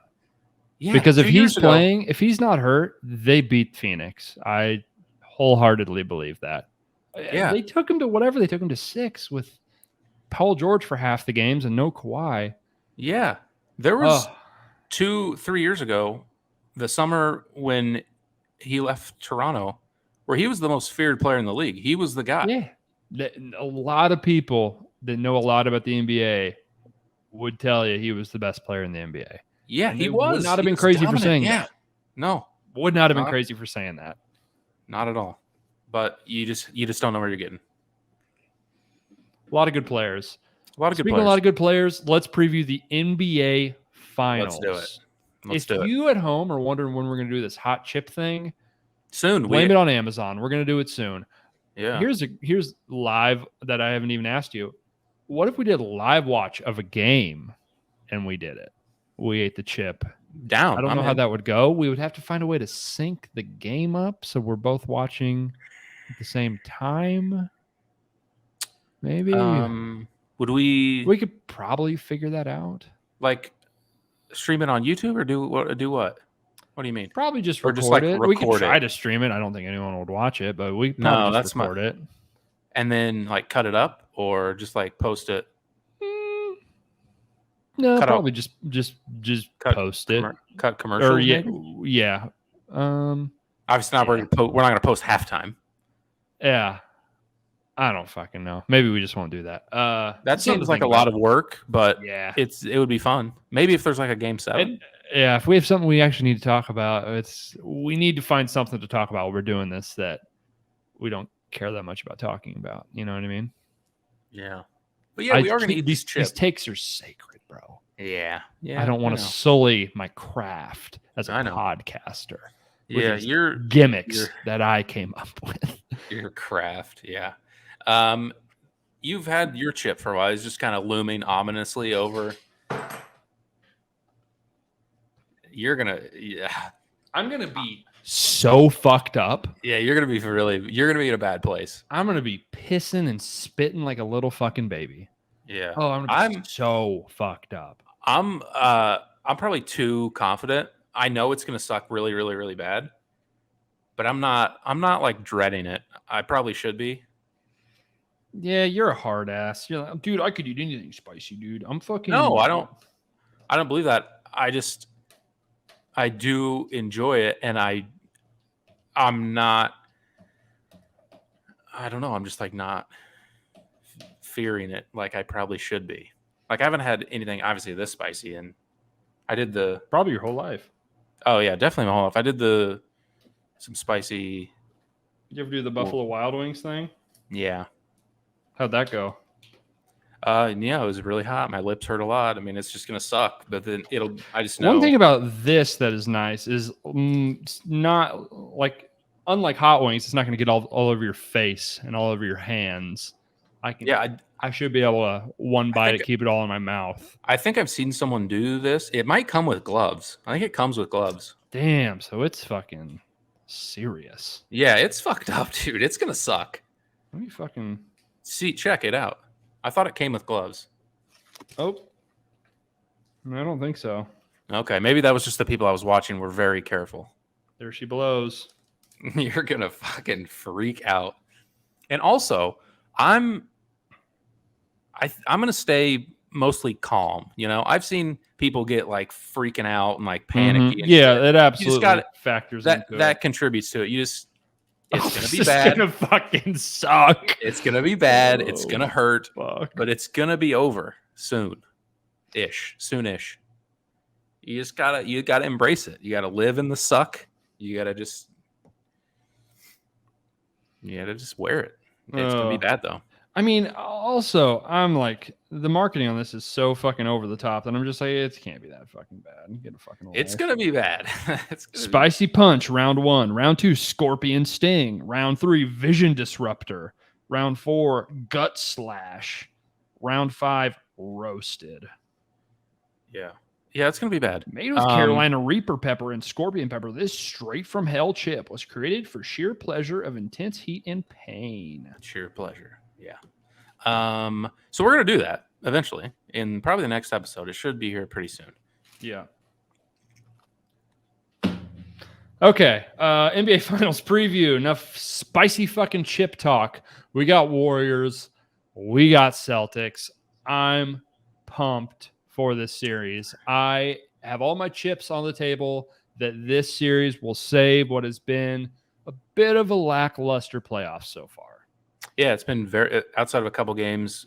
Game 7 was really good in this past series. Mostly been very, very boring. But yeah, this matchup should be really good. Not that long ago, people were clamoring for Tatum and Brown to be split up. You got to trade one. They did not start well. And in his first season, Ime Udoka has turned around the Celtics. They were the two seed, 3. They beat the Bucks for the 2 seed in the last day of the season. Has he gotten enough credit for the job that he's done? I don't know. Probably not. Probably not. Masterclass in coaching. They have the best defense in the league, without a doubt. I think you could argue Miami would be in that conversation, but yeah, they without a doubt have it. The one thing in this series is Robert Williams is far from 100%. And like we talked about with his previous knee injury, that's a huge part to what makes their defense so great. Yeah. Not that it isn't still incredible without him. I will be interested to see how he looks, because that game 7, he was a non-factor. They should have been playing Daniel Tice probably. They put Daniel Tice no minutes. They probably should have been playing him more. And now against Golden State, they'll probably go small a little bit more, or a lot more Horford at the 5 as opposed to at the 4. Yeah. Now that you brought up Robert Williams, we can talk kind of X's and O's. Just regardless of injury, I don't think he fits in this series very well at all. I think he will get played off the court. I don't think, unless they plan. I mean, Kevon Looney was really good. If they're going to play him a bunch of minutes, then Robert Williams will factor in huge. I just can't. it's always interesting. They'll start him, but they're going to play a ton of Draymond at the 5. It's always interesting to see who is able to dictate that, because if Boston is winning and they're running Horford and Williams, it'll dictate Golden State having to play to their style. That's the whole crux of coaching and X's and O's in basketball, is who's going to dictate whose style. I think Robert Williams, if he's right, has to be out there, because him being that backline defender is so important with how much Golden State runs back cutting action and tries to get shots at the rim. I think the more I break it down, I think Boston is going to be a nightmare for Golden State to deal with. The amount of switching they're going to be able to do that none of the teams they've faced so far have been able to is going to give them some problems. On the other side, this offense is far more intricate than any of the offenses that Boston has faced up to this point. I think Milwaukee is a pretty tricky offense, but Miami's very spread everyone out, high pick and roll, drive and kick. Obviously, Brooklyn is super ISO heavy. Everything's in front of you. It's not a lot of crazy reads from the defense. You just got to stop the guy one-on-one. It's going to be a lot of action, a lot of movement, a lot of communication from Boston. But Golden State's big thing, obviously, is getting you to miscommunicate and forcing a lot of switches, which kind of feeds right into Boston's hand, I feel. Yeah, you might be right. I think, oddly, when you think about matchups in this series, you are, of course, going to talk about the star players, all the guards that the Warriors and all the wings and guards that the Celtics have, but I really do think it comes down to Looney and Horford and that front line, how that plays out and who can dictate that style. I don't know who. So the matchups, if you go, because Grant Williams fits well with Horford at the 5, and they can have him guard probably Wiggins. What matchup do you think favors? But because I just don't know if his knee is right. I don't know. No, if he's not right, you're right. He shouldn't be out there. He can't play. He'll get eviscerated with the style they play, the perimeter-oriented game with the pick and roll and the switching and the very guard-heavy lineup. I just don't think he'll be able to hang with the injury with those lineups. I could see more Horford at the 5 and probably Grant Williams on Wiggins, maybe. I don't know what matchup they go to. My prediction is I'm under the assumption Williams will not be right. We're going to see a lot of Horford at the 5. I think we're going to see a good bit of Grant Williams at the 5, and they're going to go super small. It's in terms of who's guarding who, Marcus Smart is going to draw Curry. No question. Anytime he's on the court, the entire time. Derek White's going to draw a lot of Curry as well. Derek White's going to draw a lot of Clay. Jaylen Brown's going to guard Clay a lot. And then I think, here's the thing with Robert Williams. If he's right, being able to put him on Draymond, who is not a threat from 3-point, and being able to do exactly what he does best and just roam and swat everything in sight is advantageous for Boston. But the way Draymond's used, Warriors, you have to come out, you have to hedge. Yeah, he'll get wide open shots for those guards. Yeah. So in that scenario, they probably put Horford on Draymond. Horford's very good switching pick and roll, very good at staying with guards and having fluid hips in that scenario. That's what I'm saying. I just think it's going to be an awesome chess match, I think. I just think that's what I'm saying. I think they make Robert Williams have to roam and chase, because Draymond, obviously, he can't shoot, and no one respects his shot. They would love him to shoot it, but he's just going to point forward and hand off and get wide open shots to these guards if you're not out switching and hedging those really hard. And I think they can just drag him away from the basket and take away his biggest asset. I think they go away from Looney quick and make him go small, and Robert Williams isn't really a factor. I think with Clay's, he's never been someone that's getting to the basket regularly, but his just lack of explosion and lateral movement, I think they can almost hide someone on him. He's very stand and catch and shoot at this point. I think Derek White could match up on him okay. It's going to be a big change from Miami to Golden State. It is such a different lack of creators style. The lack of creators from the Heat is just Miami a stark plays difference. Such a disgusting, like, college style offense. When Hero went out, they had no one to create their own shot, and that's even all when Golden Hero's State has. in, the way the shit is drawn up is very, like, you could watch it. If Max Strus and all those guys are in the game, they sprint directly to the corner, 2 guys in the corner, bam up high with the ball handler. It's going to be some sort of DHO, dribble handoff, or a high screen and roll, drive, penetrate, kick. That's just what it is. There's not a lot of sets, not a lot of shit going on. Whereas Golden State, there's guys moving all over the fucking place at all points in time. There's guys back cutting, down screens, back screens, all kinds of shit to worry about. Yeah. So it's going to be a different challenge. I think Boston's going to be up to the challenge. I think they have the best offense or the best defense in the NBA. I don't think there's really a huge debate behind that. Like I said, the Heat, I guess you could debate, but I don't even really think that's a real debate. Bam versus a unhealthy Robert Williams kind of skews that, I guess, in that debate. But yeah, so they're going to start Looney, Draymond, Clay, Wiggins, and Curry. What will the matchups be? Assuming Robert Williams is healthy, he will start alongside Horford, you think? Is that what they usually do? It'll be him, Horford, Brown, Tatum, Smart for Boston. I foresee Horford on Wiggins. Because there's kind of a no, probably Tatum on Wiggins, probably Horford on Draymond. Sorry. Yeah. With Looney on the Williams court. Williams on Looney, Draymond, Horford. Yeah, it'll be 1-1, and on the other end, probably be the same. I guess Clay will probably guard Jaylen Brown. Wiggins will certainly guard Tatum, I imagine. Yeah.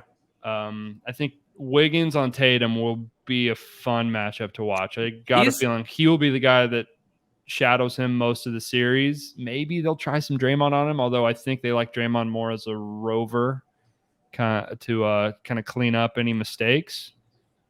I think the obvious switch, Looney leaves the court, Jordan Poole insert, and they go Draymond at the 5. I think the Jaylen Brown Poole matchup is pretty interesting, assuming Robert Williams is off and Grant Williams comes on.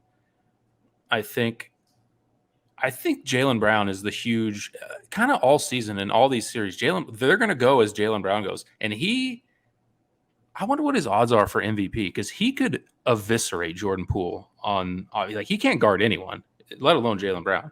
So I think that matchup is going to be a huge key for the series. I think they're going to be on each other a lot. I think that could be a problem really on both ends for the defender, but I think Jaylen Brown could get whatever he wants against Jordan Poole. I was in Illinois this weekend, and I placed a bet on Jaylen Brown to win Finals MVP. Reading each other's mail. Placed a bet at longer odds for Andrew Wiggins to win Finals MVP. That one's a little less likely, but we've seen Andre Iguodala win a Finals MVP for the Warriors. That's basically what Andrew Wiggins' role is now. Yeah, if he dominates, not crazy to think about. I mean, he had some great games against Dallas. He had a few games. Scored well. Yeah, there's certainly a scenario where he scores 20 a game in this series, kind of slows down Jason Tatum, and he's sort of undeniable as the MVP. Yeah, I think if Steph is, he's probably going to lead him in scoring. It feels like he's primed for a lifetime achievement Finals MVP, exactly. Regardless of what happens if they win, because obviously he has not won yet. He should have won the one that Iguodala won. Durant deserved the other ones, obviously. But I'm really pumped. This was the series. Once we got down to the Final Four, I think any smart basketball fan was rooting for this to be the finals. Even any basketball fan really was rooting for this to be the finals. It was going to be the most entertaining. And then once Hero went down, it was absolutely the only option for the most entertaining series. Yeah, I think the Heat probably get swept or beaten 5. I don't know. God, they're tough. They're tough. Yeah, Jimmy Butler's a fucking dog. But they just don't have the offense. They don't have the answer for Man. My God, how far did Kyle Lowry fall off a cliff? That dude is low-key fat. Yeah, he's trash. I have one thing to say about a prominent NBA media member that is slightly hypocritical to me. Okay. Ryan Russillo loves Chris Paul and the way he plays and hates the way Kyle Lowry plays. Dude, same guy. The shit you hate about Kyle Lowry, Chris Paul does all of it. Yeah. All of it. Chris Paul's a better player. Chris Paul invented makes up for it with good stuff. I mean, Kyle Lowry is a Chris Paul clone. He's a shitty Chris Paul. Yeah, and he used to be good. I mean, he was previously an very effective player. Yeah. He's not good anymore. He's going to be a borderline Hall of Famer, probably. Yeah. I mean, he's an NBA champion. He was a big part of those. He's never going to be the best player on the team, but he was a big part of – and a big part of that was being a shithead like Chris Paul. One of his biggest assets. The hypocrisy of loving Chris Paul and hating Kyle Lowry is very funny to me. It's very strange. One of them is just not as good. Yeah. And one of them has a ring. Not Chris Paul, folks. Chris. Oh man, it's gonna be. It can't suck, right? It's gonna go 7. It's gonna be a classic. Either we're gonna get Steph Curry's crowning moment. His legacy is gonna be shot through the roof, or Jason Tatum's coming out party. Jason Tatum's gonna take that step to the head of the table. He's gonna be one of these undeniable top 6 or 7 guys that makes an automatic title contender. Who's it more important for? I wrote that down. Who's because to this point, Steph didn't get the MVP in the one they won without Durant, and then he brought in Durant and wasn't the best player on the team. He's he's obviously well respected, top 15, 20 player of all time. Excellent resume. This would be 4. If he could get a Finals MVP on top of that, if they win, he's likely to get it. Who is it more important for, him, or is it Tatum taking the step and getting his ring and kind of arriving as an elite player? It's hard to say. They're very different. Close. I don't know. The thing that makes me lean Steph is you just don't know how many more times he's going to be here, because he is 33, almost 34, I think. Maybe 34. I think he's 33 or 34. So it's obviously not a guarantee he's going to be back here. He's not going to be one of the 10 best players in the NBA for very much longer. 34. It's got to be Steph, and this one would be the cherry on top of the sundae, the one that separates him from 6 or 7 guys that are between him and that number 1 spot. It moves him up probably into the top 10 all time if he wins this and has a good series. Yeah, it would be same number as Kobe has 5, same number as LeBron. The same as LeBron. He already has more than Durant, but he would have 2 more than Durant. There's a lot of guys. I mean, he would have the same as Hakeem. Duncan has 4. Duncan has 4. 5. 5? Jesus. Duncan is 99, 03, 05, 07, 14. They did it so far apart. Yeah, the 14 one is wild. Yeah. And I'm not ruling out him continuing, because they are set up with Poole and these young players to Kuminga, Moody, have a big resurgence and have a window here after Durant. It's a little different, but it has that Spurs feeling where you're like, this is over. We're done with this. And then they have the Kawhi sort of Danny Green crop of players that comes back, and they still had Ginobili, they still had Tony Parker, and this team will still have Clay, they'll still have Draymond. But they did the Pools, be shitty. They did the be shitty and get a top pick at the other end of the. The Spurs got Duncan early and they were one of the better teams. David Robinson got hurt. They all got hurt. The center they got didn't contribute, but maybe he becomes a piece that contributes. Forgot James Wiseman even existed until you just said that. Yeah, maybe he becomes a piece that contributes to the extension of the window, which I think this offseason could be really, really interesting. I'm telling you, LeBron to the Warriors. I'm telling you. Oh, the fucking chaos. The chaos. Yeah, maybe LeBron, maybe he gets 4, and then him and LeBron both end up with 6. Maybe they both get 6. Then people thought people hated LeBron before. The sheer vitriol for LeBron James if he goes to the Golden State I'm Warriors. telling you, man, someone will take a chance on Wiseman. I think they're going to make maybe if it's Moody or did you Kuminga see the report? The Lakers Wiseman. said they're not willing to include extra assets to offload Russell Westbrook. So, well, no one's just taking him. What the fuck? Yeah, they're like, we're just gonna run it back. We're good. We'll just try it again. LeBron, you know what to do. Had to been the coach. Force your way out. Oh boy, I don't know. Still in California, you don't even have to move. You can just commute. Just commute. Head up the coast. Head up the old. I'm telling you, the extension of the Warriors window, it's coming. Wiseman and Moses Moody plus. Didn't they get Kuminga. Did they get a pick this year? Did they have someone's pick? Maybe not. I don't think so. But either of those guys, any of those 3, all young players, someone is available. Plus, they have the money of, although Wiggins has been great, they have the money of Wiggins to get a max guy. Bring Durant back. He wants out. Here's the other thing, though. Like, Wiggins has been great. He's great. He's been great in his role. So quickly, just like they need him. Wiggins is a giant part to why they've had this run. Honestly, they probably don't make this run great without Wiggins. They've had not the toughest of paths. I think we could all agree. The Celtics went through an absolute gauntlet, but with Clay's injury, they needed a guy on the perimeter that can take the best player. They needed a wing defender from Wiggins too. He's been great. He makes winning plays, like we talked about. He doesn't just do the flashy stuff. He was miscast as a number 1 option whenever he was coming out of college. Yeah, the worst thing that ever happened to him, he was the number 1 pick. Yeah, exactly. He was probably never that type of guy. Offensively, he's just not that. He's absolutely could average 20 on a shitty team, but not a number 1 on a good team. He was doing it. He did it. Yeah. Yeah, I think the matchups are incredibly interesting. I think they're very evenly matched. I still think the Warriors are going to win. Home court is big. There's something about in the NBA, there aren't many venues that I think really do give a huge. There's something about what's it called now? The Chase Center, Chase Center. No, Oracle was the Oakland one. Chase Center now.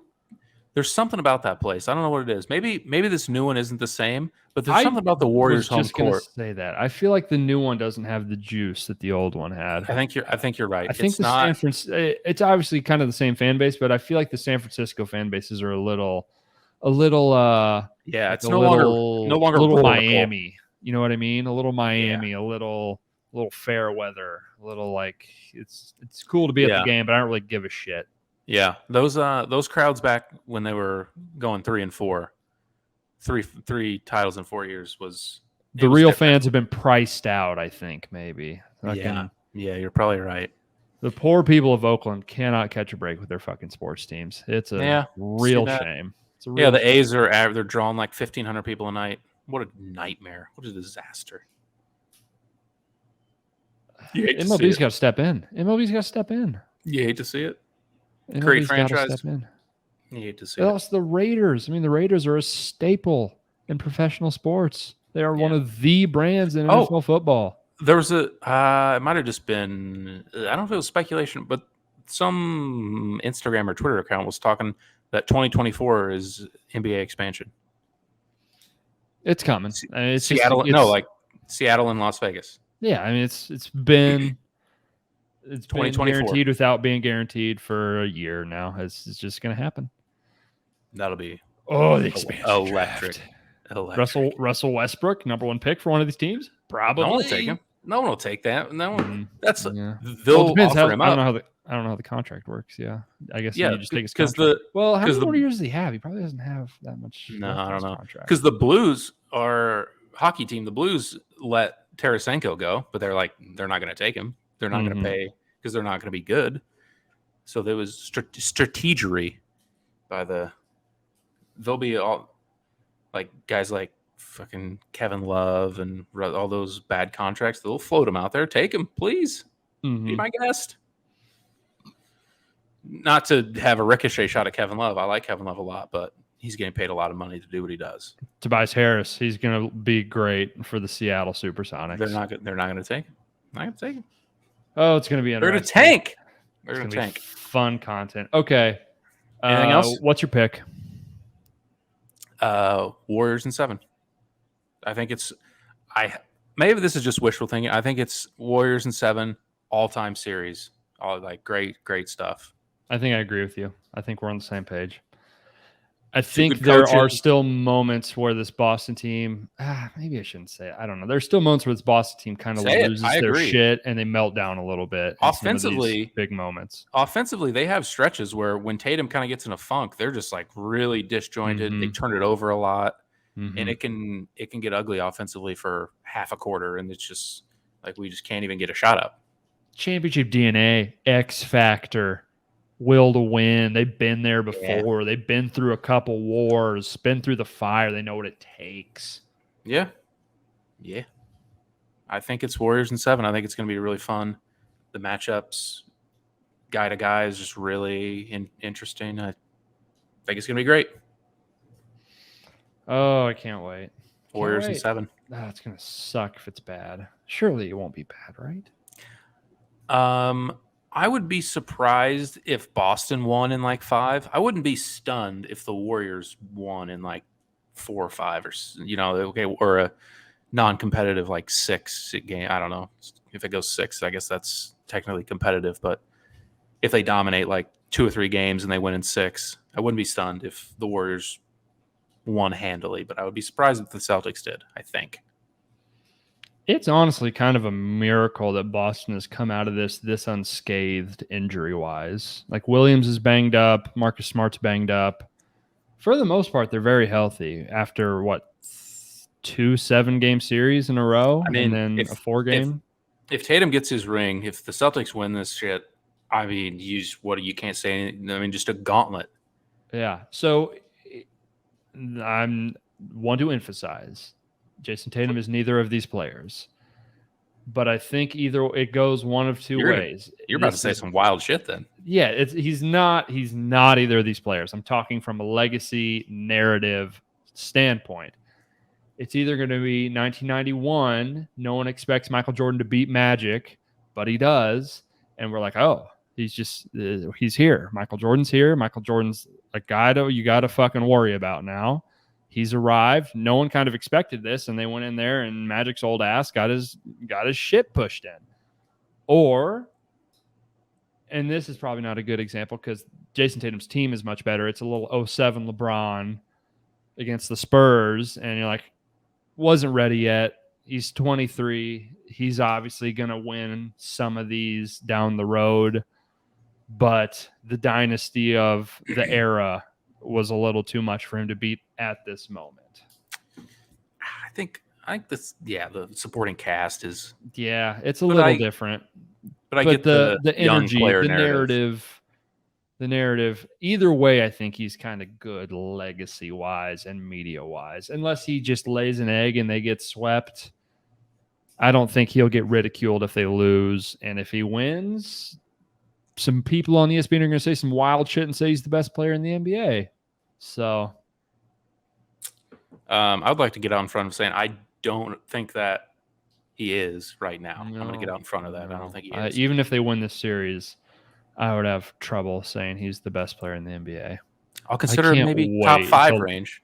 Yeah, absolutely. I'd already hear an argument. After the big 3, 4-ish, you can talk to me. Mm-hmm. I mean, once we said LeBron and Luka, you paused. So, well, that was for Jimmy Butler. Well, you paused whenever Jason Tatum versus Jimmy Butler. So I think Tatum. I think the same rules apply. Yeah. All right, that's good for me on the NBA Finals. Real quick, Jock Peterson fantasy football. Gotta talk about it. You are a huge fantasy football guy. I love enjoy playing fantasy football also, but you are the type of sick fuck that would slap a man in public over some. I would never, dude. That's the fucking craziest shit I've ever heard. I play in several leagues. I play in very, very competitive leagues for a lot of money, leagues for too much money, some might say. First of all, the thing that he tweeted him or that he texted in their group chat was it was like busting balls over. So Tommy Pham played for the Padres, Jock Peterson plays for the Giants, and the other team that was very good in it for the doesn't matter. Plays for the was Giants. On the Dodgers when this happened or no? No, right? Was he? It was probably on the Cubs when this happened, actually, right? No, because it was because Tommy Pham's not on the Padres anymore. He's on the Reds now. No. So maybe I'm just thinking that because Jock Peterson is on the Giants now. Either way, I think Peterson was on the Dodgers and Pham was on the Padres at the time this incident happened. The Padres were they had a ton of hype prior to the season, and they fell kind of flat. They went like 500, whatever. But he was busting his balls and saying that the Padres were no good. First of all, incredibly harmless joke. Yeah. For Tommy Pham to get butthurt over this harmless gif that he texted in their group, just busting balls about, is get over yourself. So the other thing that I didn't really, the big deal that he was most upset about was there was some sort of injured reserve distinction that Jock Peterson took advantage of. Jock Peterson, there was a player on his team that was listed as out, and he put him on IR. I still don't understand why Tommy Pham was upset. I guess I don't have the details on that. It depends on what site you play on, but there's a difference. So you have an IR spot, you have bench spots, you have IR spots. There's a difference between someone being formally put on IR by their team to where they have to miss 3 or 6 weeks, or someone having a sprained ankle and they're ruled out for the week. So if you're on injured reserve, you can place them into the IR spot on your team. But if they're just ruled out for the week, depending on your league, you might not be able to put them in that spot, although the site will allow it. So he was putting them in there, and Tommy Pham was saying, hey, he's not on IR. He's just out this week. You can't use him in that spot and then pick up another bench spot and basically manipulate your roster. Yeah. Peterson accused Pham of doing the exact same thing, though. And then he said, yeah, dude, we're in another league and you're doing the same thing. What's the difference? So it's like, what? Tommy Pham is weirdo to fucking me. This guy's soft as shit. The worst guy in your fantasy league. The worst guy in your fantasy league. This is a year ago. Yeah. This is, I mean, obviously we're coming up on this fall will be the next football season. This is over a year ago. They played for different teams. And to still be in his feelings about this shit a year later, playing for different teams, to hit someone over it is the softest move of all time. I couldn't believe this was so. I thought it was a joke. I was under the opinion it was like a playful, my buddy, fuck you, I slap you in the face. You 100%. Oh, Peterson, you son of a bitch. He was mad. He was angry and wanted to hurt him. To watch Jock Peterson have to explain this to the media was one of the best sports clips. I mean, it was like it was like he was talking about fucking Watergate. It was unbelievable. He sincerely apologized about it. Like, hey, I'm sorry if I'd offended him. I'm really sorry. I didn't mean. The softest move in the history of soft moves. You're out of I'm never playing fantasy football with you ever again. Tommy Pham played for our team. He played for the St. Louis Cardinals. He's always seemed like an odd guy. He's kind of incredibly weird to me. I don't know. He's had other instances where I'm just like real hardo stuff. I don't know. Not a fan. Soft move. You're out of the league or I'm out of the league. One or the other, because I'm never playing with you again. I'm never doing anything. I'm never speaking to you again. You hit me in public in left field before our game. Over an IR, like, I mean, how much money do we think? The other thing is, like, to say that specifically directly led to you losing is probably just not the truth. No, dude. That's not how fantasy football works. It's easy to not want to blame yourself and blame the players you drafted. And I got bad news for you, Tommy Pham. Fantasy football is like 75% just absolute gambling. You have no idea. Luck. It's 70% luck.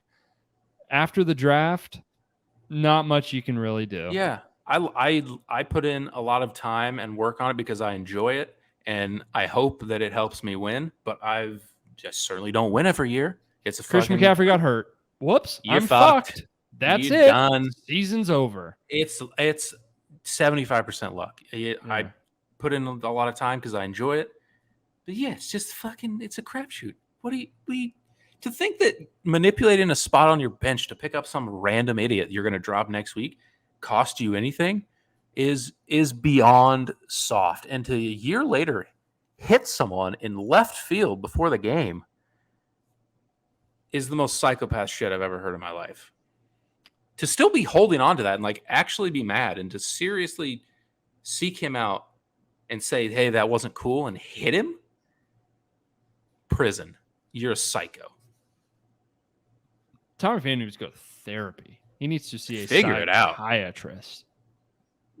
Quickly. Unbelievable. What are some unspeakable things someone can do in a fantasy football league to really find themselves on your shit list? People that obviously, if you don't like set an active lineup, if you're just like not involved, you like start an injured guy or someone that's out. Not a great look. But just like smaller stuff. If you don't respond to trades, or if you just like let them sit there, just like decline it. That's opposite side of the spectrum. If you're a bad trade guy, if you're just sitting like 8 at a time, 5 shitty players for Derrick Henry guy, kill yourself. Here's an idea. How about you take all this shit I don't want and you give me someone good? Yeah. What do you think? Thoughts?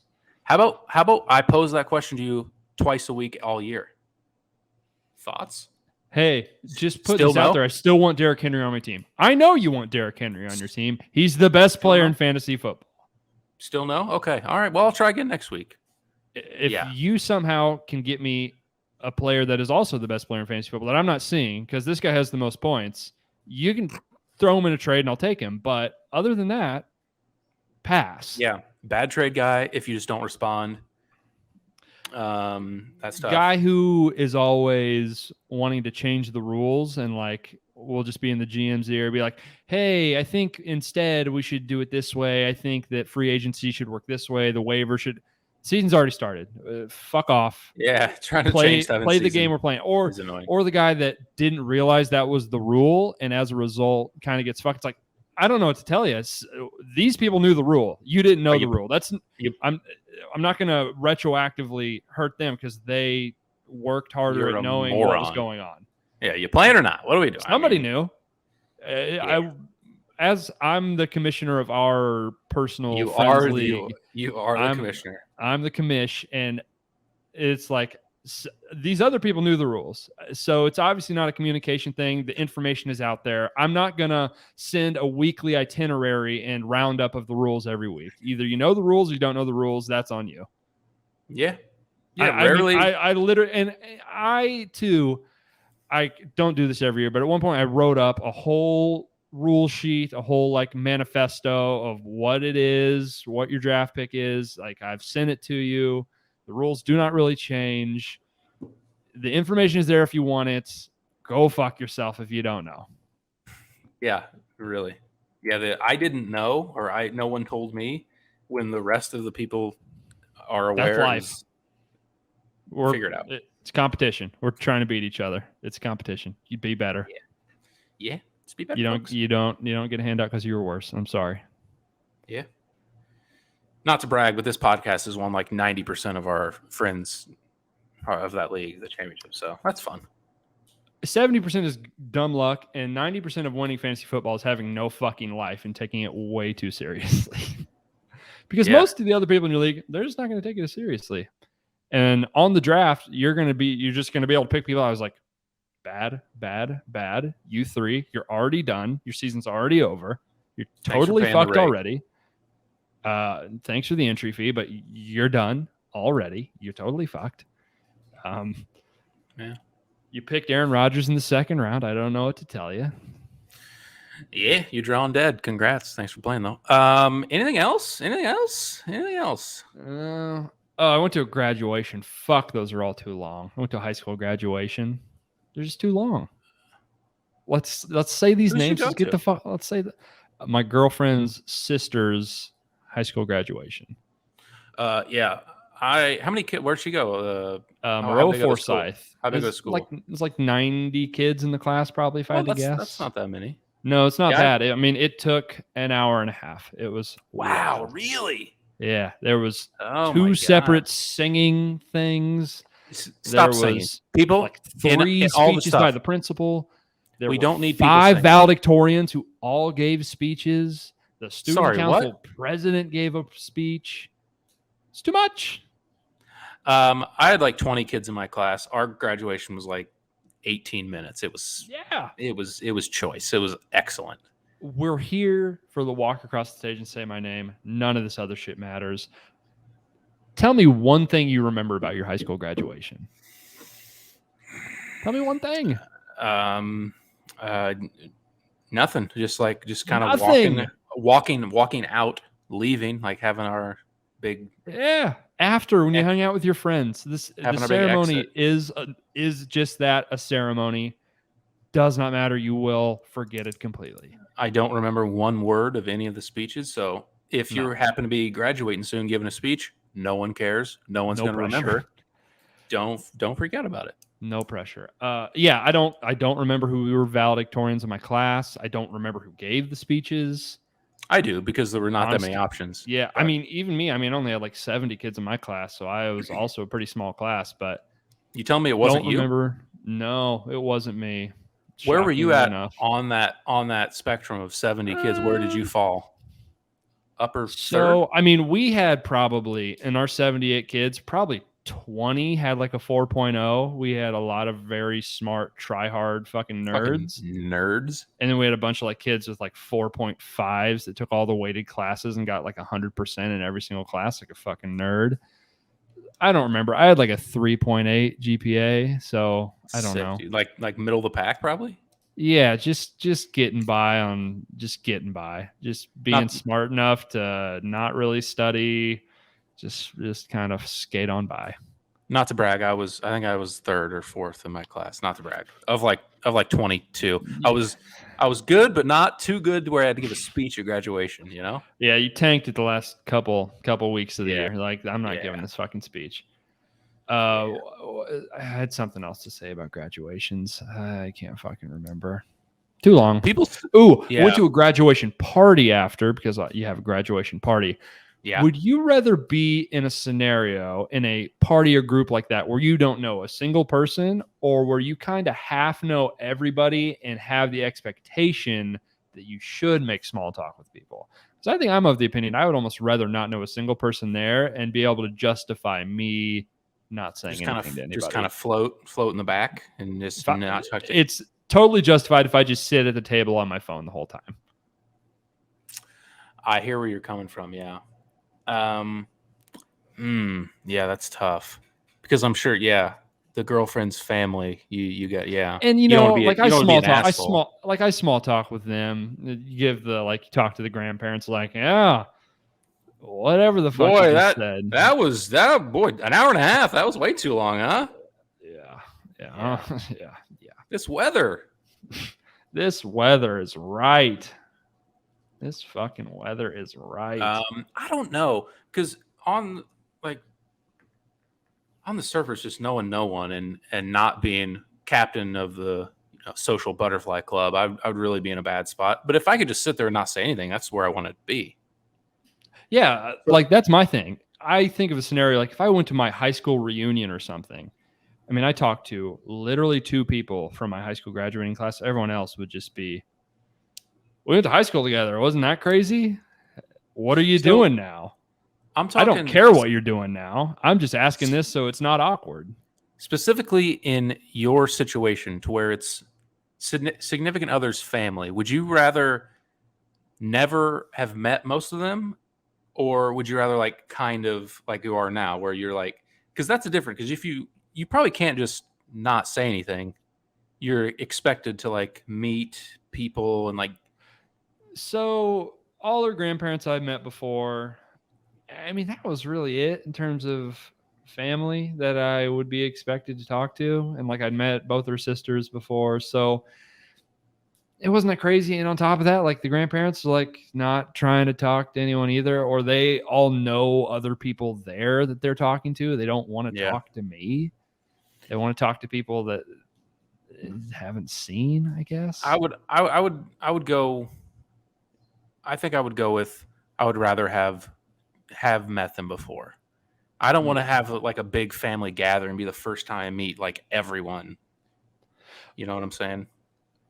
So, well, think about it more, not necessarily like, think about it more all acquaintances. Don't think about it with that in mind. Like a giant gathering of people you've never met that you have to be like the shy, don't talk to anybody guy, or take that leap and just talk to random strangers, or a bunch of people that you haven't talked to in 6 years that you know and have talked to before. I would rather the second that. one. I'm just not gonna thrive in a room full of random strangers typically. So I'll take the honestly, awkward. To me, thriving would be, I didn't say a single word. I'm just hearing back. But yeah, you're probably right. But then why are you there? Unless if you're forced you're obligated to, in theory. I don't know. Tough. It's life questions were.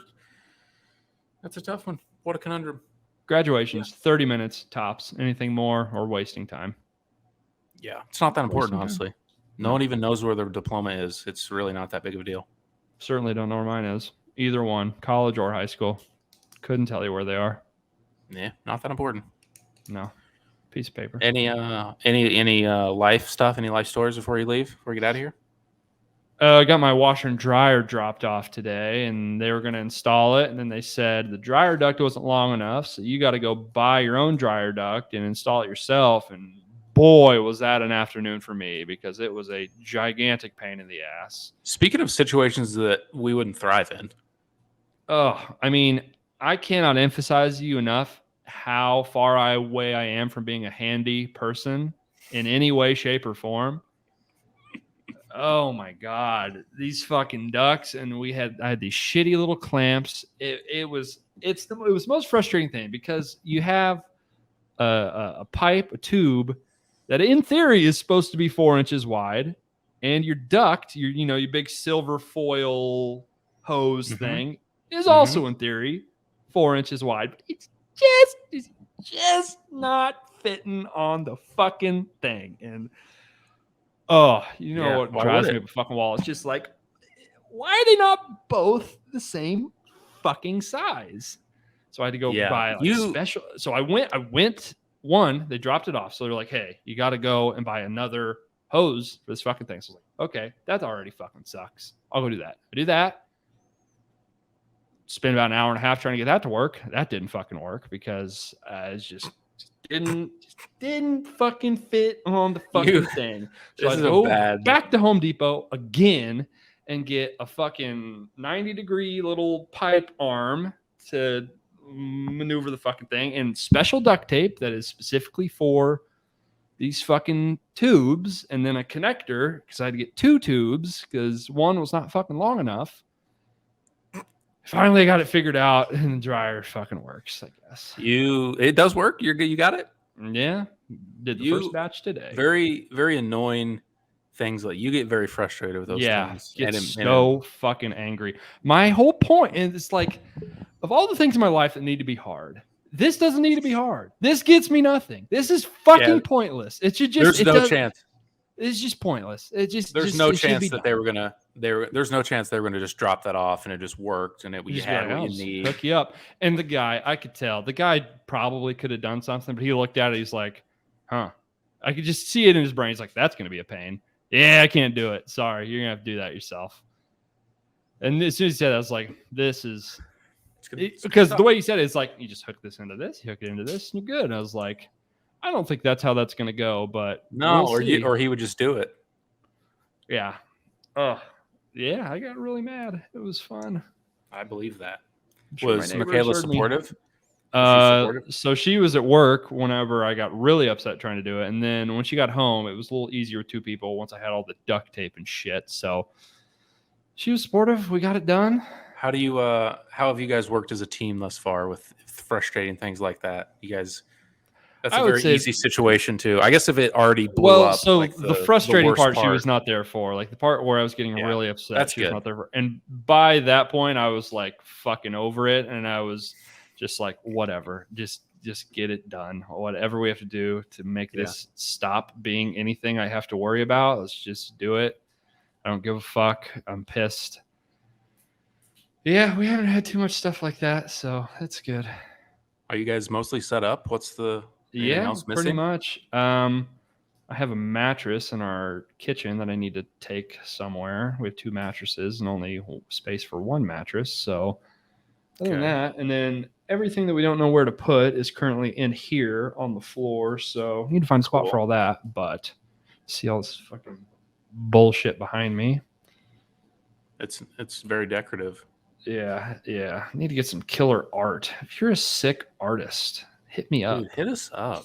If you want 10 people on the internet to watch this and see your art, we'll plug yourself on our pod. You have some art, man. Yeah, something sexual. Maybe like 2 cartoon characters fucking each other. Excuse me. Like a naked Lois Griffin behind me, maybe. What the fuck is wrong with you? With who? With Peter or with we're doing maybe a crossover? Her and Marge Simpson, maybe. I don't know. Dude, you're just homie.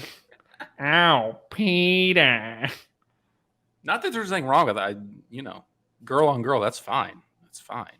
Not that there's anything wrong with that. I just figured you would, say like get some pen going on, Quagmire or something. Some D and some V. Yeah, I thought that's where you're going. Yeah. Who's what cartoon character do you think's got the biggest hog? Who do you think's got a real nice piece? I don't even trying to think of Clifford the Big Red Dog. Yeah, he's probably got a nice pink red rocket. No pun intended. Absolutely pun intended though. Yeah. Yeah, you could probably find that on the internet if you really I could just look up that art and probably print it out and hang it up there myself. I'm sure there's that exact thing. Let's see. I'm going to Google it right now. Clifford and Lois Griffin. That's the thing for sure. Lois Griffin, Marge Simpson. Oh, that's 100% a thing. Yeah. I mean, people, believe it or not, that wasn't the first time that was thought of. Oh yeah, let's see. You're disgusting. We got like sexy pics, but not risque enough for me. Oh, here we go. Yeah, print it out and there we go. Put it on the wall behind you. I don't know who that person is. That's not Marge Simpson, but people are fucking disgusting. I mean, I think I'm a fucking big dumb animal. I mean, ugh, you fucking losers. Yeah. You fucking losers.